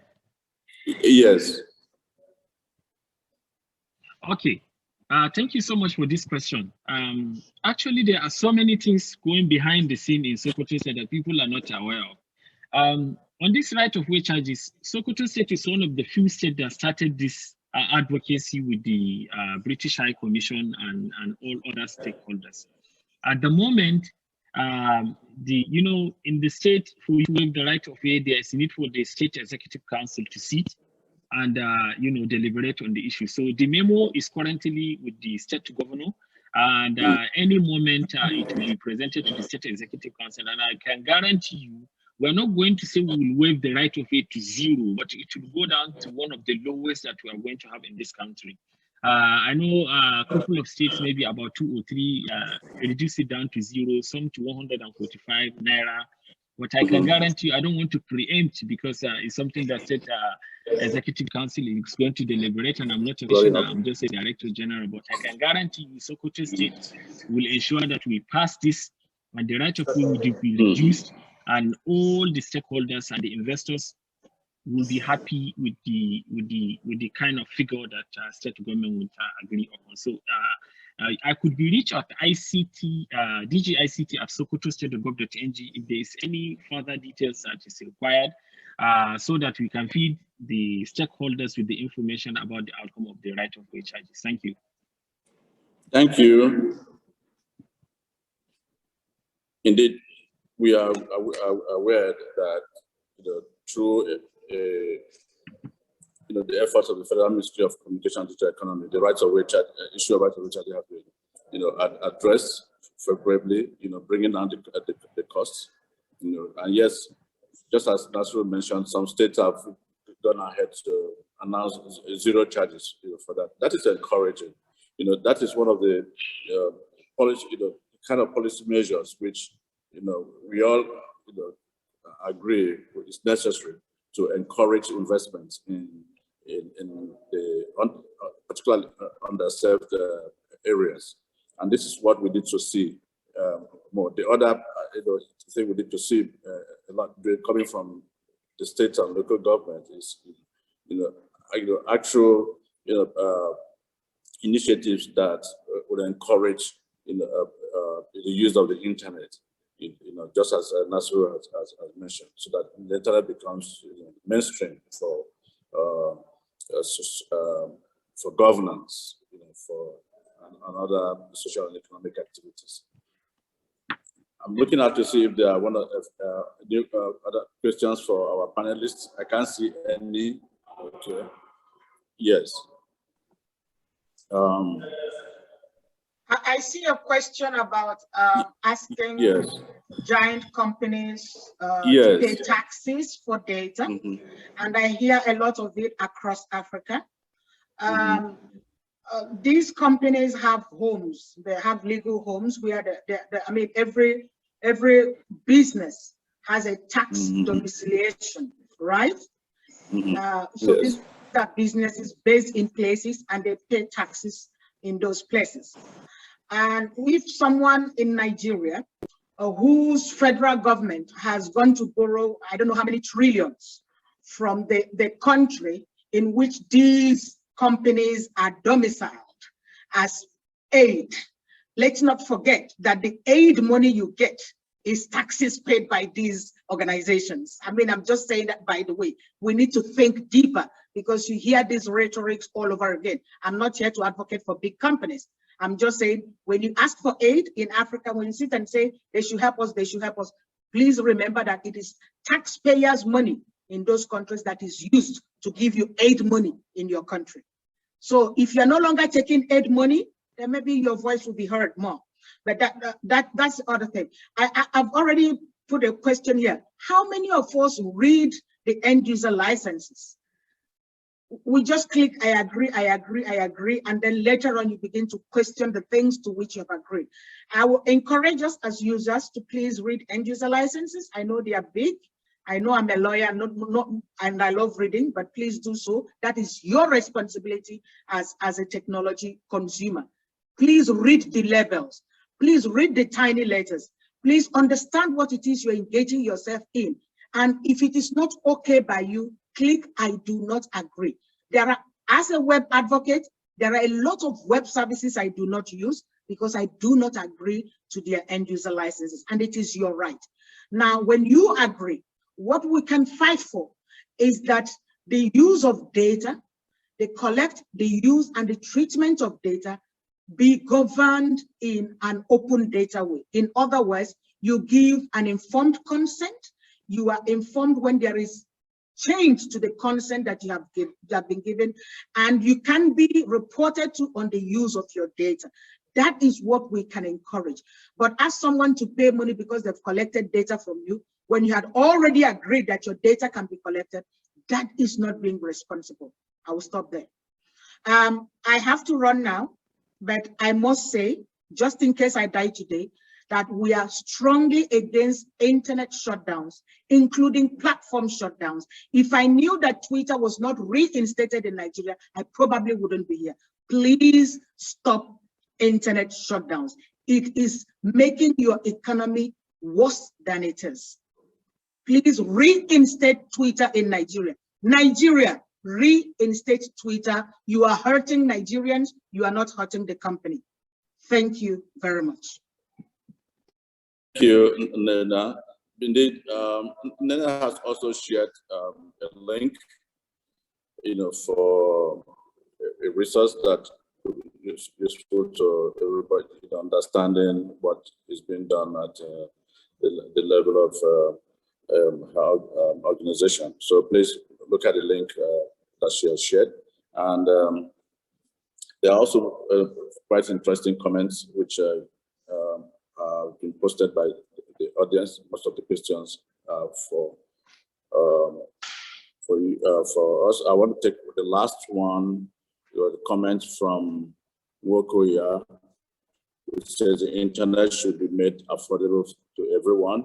It's one of the digital tools for in enhancing teaching and learning in the era in which we are. Implementation of all we've said here is necessary. Someone said she was also interested in the localization of languages, and she would like to work with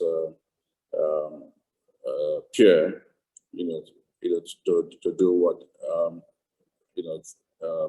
to teach tech in communities. Yeah, you can have the contacts of our panelists, and please, for those of you who have not shared your contact, Nena has shared hers. Please share your social media handles here so that panelists can engage with you and learn more from you. I think on this note, I have spent a very wonderful time with the panelists. The internet has worked for me, particularly in the last 1 hour. And I want to thank every one of you for sharing your time with us.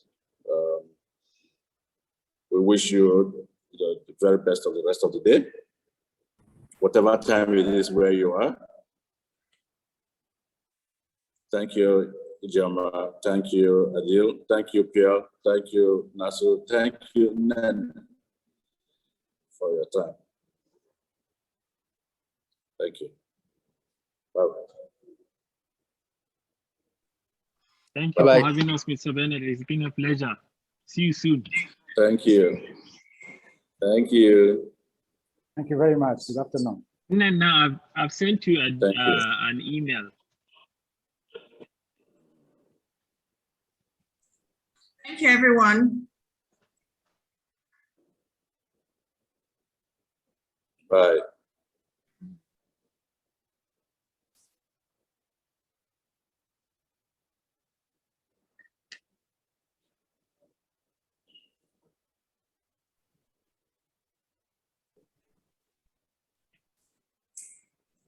Thank you all.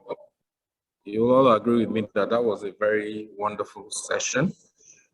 And thank you, participant. Thank you, Bernard, for a wonderful moderating effort, which has helped us to understand better on the issues that surround Internet for All and the challenges that we have based on our governance system and also stakeholder engagement. It's also shown us that aggregation of opinion actually matters when we are trying to deal with Internet issues in order to ensure that we all benefit from this wonderful international resource that has actually come our way. So for the panelists, thank you again, and safe travels, as we would say. Thank you very much. I will now move over to Grace. I don't know if Grace is still there.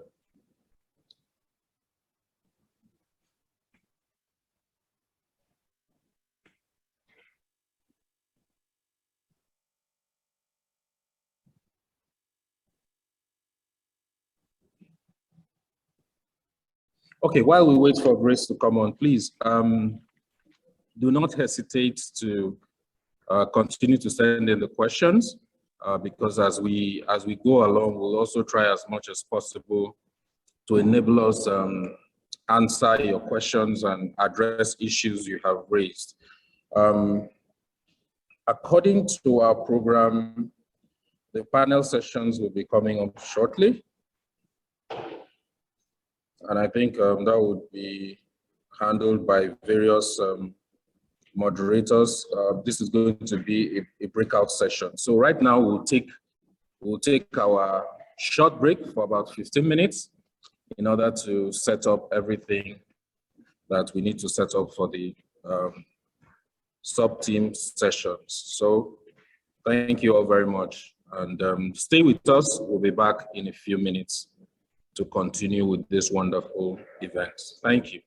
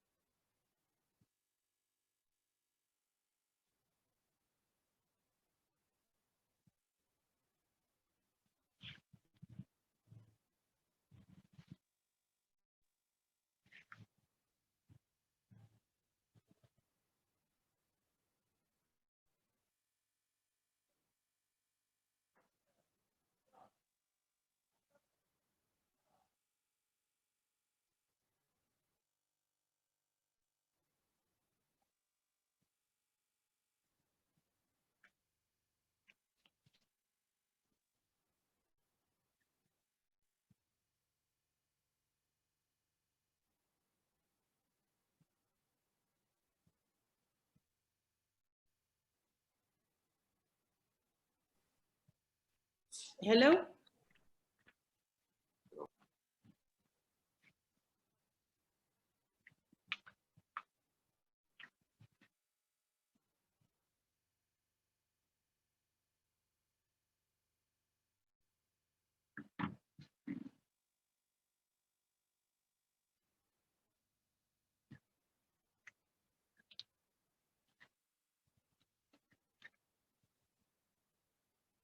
Allah, ma'azu san ne ka ɗauko min hoton study room ɗin nan ka aiko min.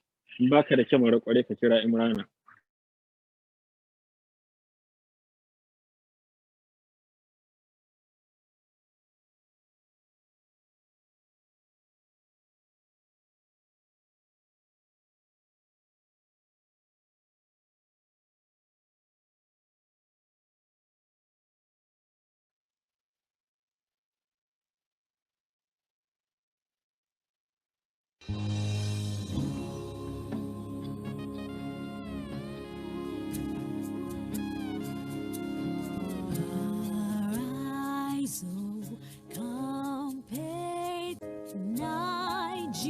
Nigeria's call.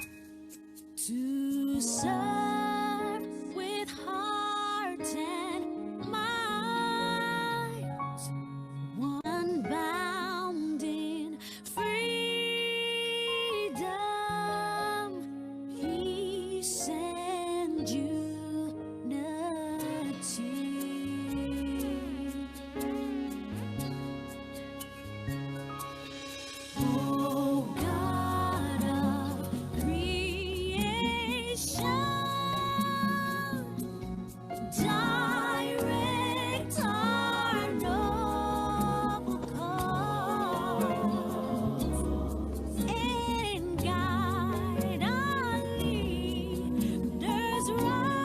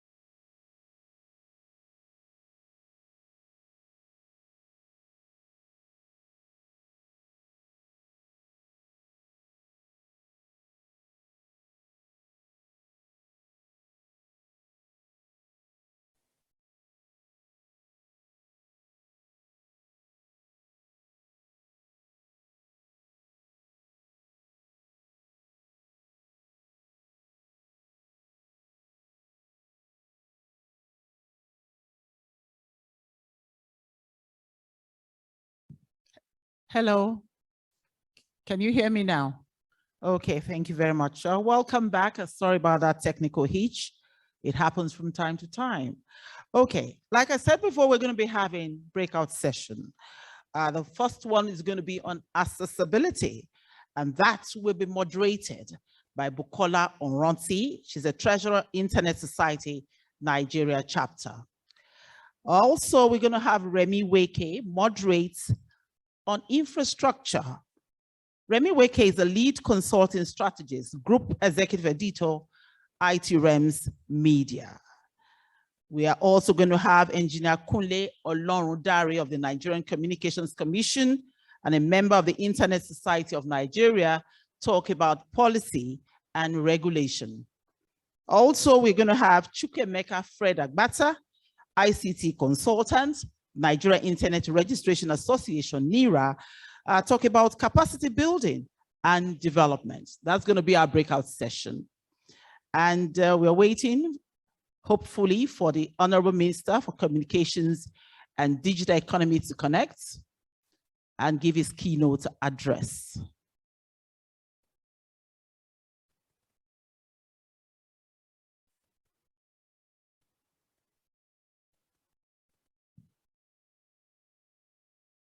Good afternoon one more time, distinguished ladies and gentlemen.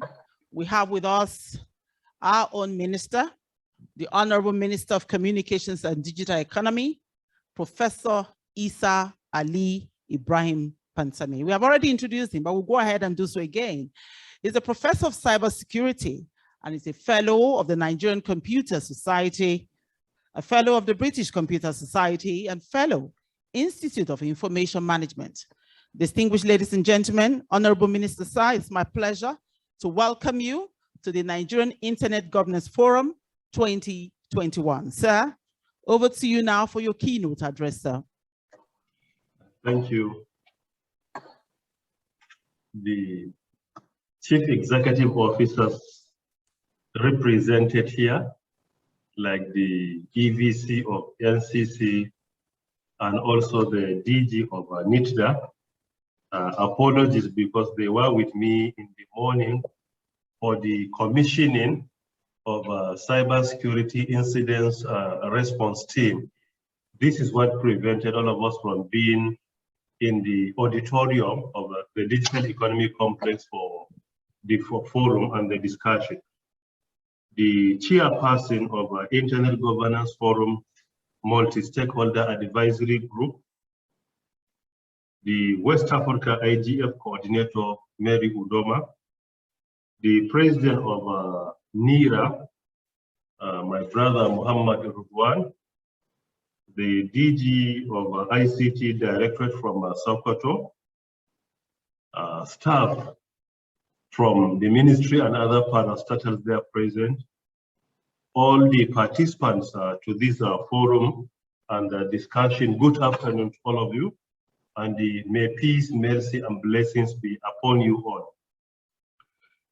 I am excited to be part of Nigeria Internet Governance Forum 2021. It is an event or a forum that is very important to all of us, the stakeholders in the sector. Particularly coming up with a theme of this year's discussion, that is internet that works for all. This is very important to discuss about the internet that works for all of us. Some of us in the urban cities in Nigeria, we have access to internet and we can afford to buy it. But unfortunately, some of our citizens in the rural areas do not have access to internet. Some, there is internet, but they cannot afford to buy it. It is because of this that we need to continue to work together to achieve an internet that works for all of us. If I say all of us in the urban or rural areas, all of us that are in government or outside government, all of us that are government employee and those that are self-reliant, all of us that are some educated at advanced level, some intermediate, some basic, So there is need for us to continue to work together to support one another to ensure that we provide internet that is available for all. In addition, this forum, it is a strategic place where both private and public sectors interwoven work together to ensure that we achieve it for all. It is a forum that brings together the public sector on one hand and the private sector on the other, which is also very important because when it comes to digital economy, the responsibility doesn't lie on only one table, but rather there is a key role to be played by the public sector, and there is also a key role to be played by the private sector, and also there is a role to be played even by academia and by all and sundry. So it is because of this I am so passionate about the activities of Nigeria Internet Governance Forum, because this forum brings together all stakeholders or their representatives to discuss about the issue of broadband penetration and many more. Furthermore, today, internet is no more a luxury. It becomes a prerequisite to economic development. It becomes a prerequisite to securing a nation. It also becomes a prerequisite to government activities. It is because of this, internet is beyond being luxury or for socialization, but rather it becomes the key ingredient for economic development. Today, without internet, most of our economic activities globally are going to be shut down. This is what makes internet mandatory for our economic development. In addition, without internet, even security institutions cannot work effectively. They need internet to leverage on and secure our nation or to secure our continent or the world over. Furthermore, internet becomes mandatory for our education today. Most of our institutions without internet, they cannot function effectively. Same with our offices.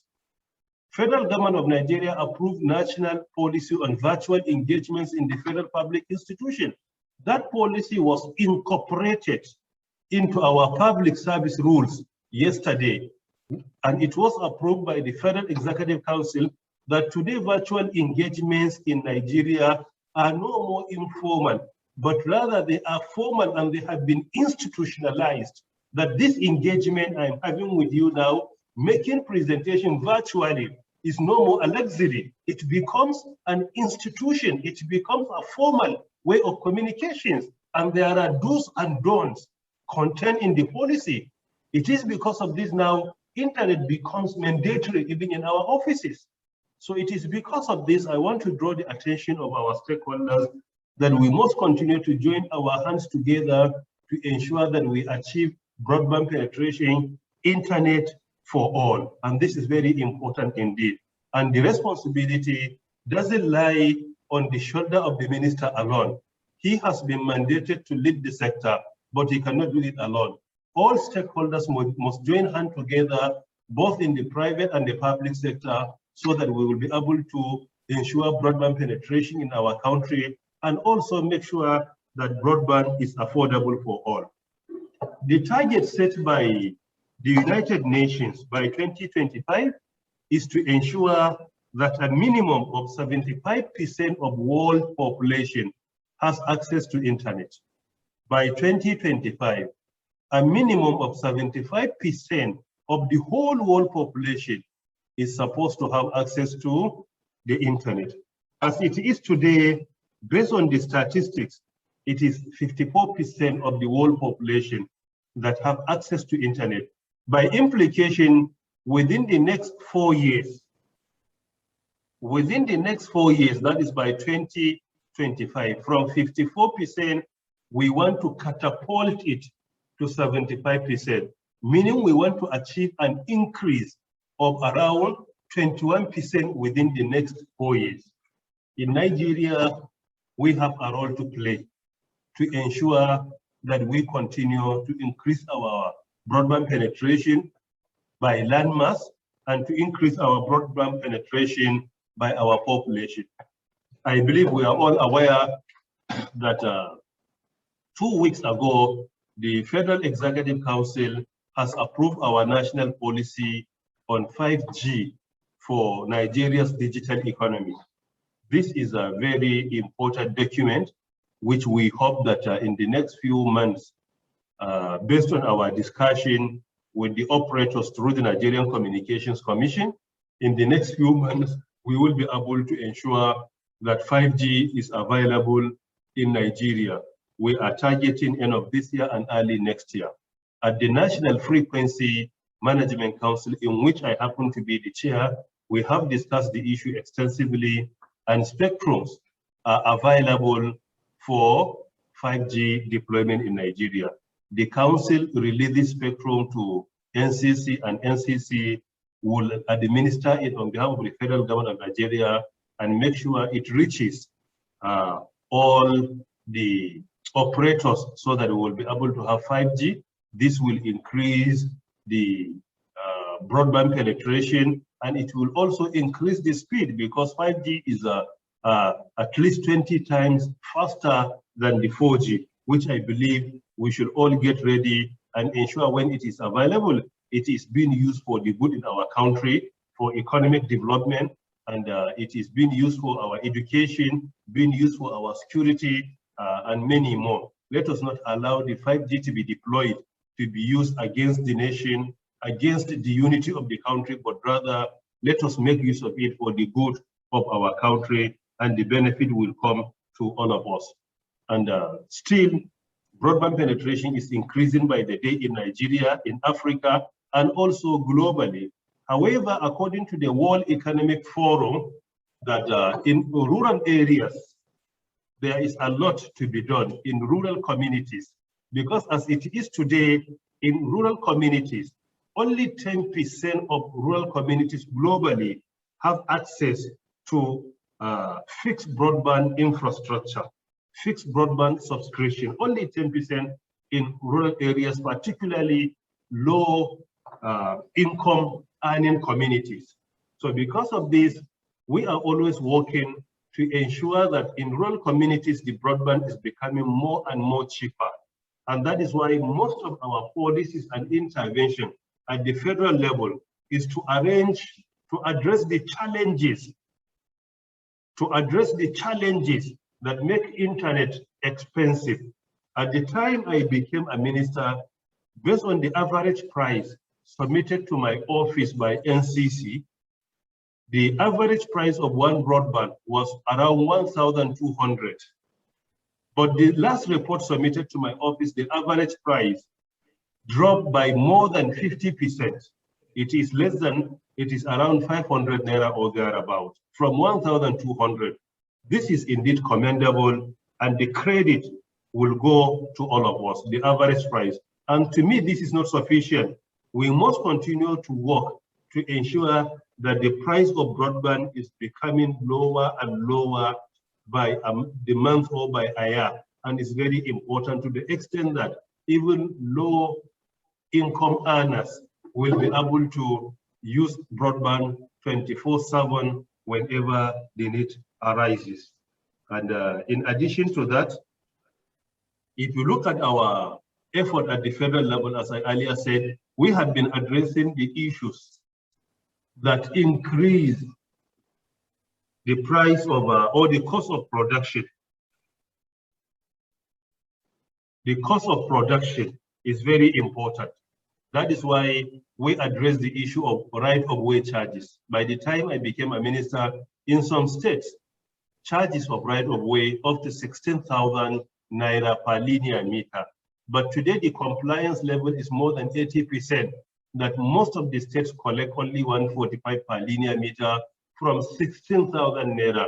And by implication, this dropped the price of right-of-way by more than 98%. In some places, the price of right-of-way is only 1 naira, like in Kwara State here. And the price was brought down from 6,000 naira. And this is to show to us that the right-of-way has been reduced in that place by more than 99%. And I think this is one of the major issues that has been helping our operators to bring down the price of a broadband. Because when you address the cost of production, you lower the cost of production, then automatically the price of the product will come down. And at the same time, issue of vandalization of infrastructure, which was another issue that was making the price to go higher because it was even part of the cost of production. Mr. President has approved and directed all our security institutions in the country through the Office of the National Security Advisor to make sure that they give protection to our critical ICT infrastructure all over the country. And this protection is being provided for free government paid salary of the security institutions. And this also helps in lowering the cost of production in Nigeria. And furthermore, we had been in touch with the Ministry of Finance and our state governors through National Economic Council and also through Nigeria Governors Forum, discussing how to address the issue of multiple taxation. We have recorded a tremendous success in that area where multiple taxation has been coming down in this country. The price of broadband is coming lower, but we must continue to make sure that in the next few years, the price of broadband globally, not only in Nigeria, the price of broadband will continue to come down. And we do hope that the price of broadband will just be like the price of any simple commodity you will buy around. With the support of stakeholders, we will continue to address the challenges that increase the price of broadband through the cost of production and many more. And I do hope that we will continue to support the federal government, to support the ministry and all the parastatals under the ministry to ensure, firstly, broadband penetration is increasing by the day. Secondly, to ensure the quality of service is being increased and enhanced. And thirdly, to also make sure the price is becoming more and more affordable to low-income earners in the country. We have been achieving this tremendously, and we will not stop until we make sure broadband is everywhere in the country and is affordable by more than 90% of our population. Thank you very much. I do hope that after the forum discussion, the discussion will come up with some recommendations for federal government implementation, particularly through the ministry and all other parastatals like NCC, NITDA, Galaxy, NITCOMSAT, and NIMSA and NIMSI. I commend the effort of all the organizers for organizing this very important event. And I pray to the Almighty to reward them immensely. And may the Almighty bless the Federal Republic of Nigeria. Once again, thank you very much for listening. Bye-bye. Thank you very much, Honorable Minister of Communications and Digital Economy. Thank you very much, sir. Indeed, the price of right-of-way has come down. The price of internet availability, everything is coming down, courtesy of the Honorable Minister of Communications and Digital Economy. And this, of course, will go a long way to ensure that internet that works is available to all Nigerians. Thank you very much. It's time now for us to go to our different breakout sessions. So we'll meet again after the session. Thank you very much. Bye.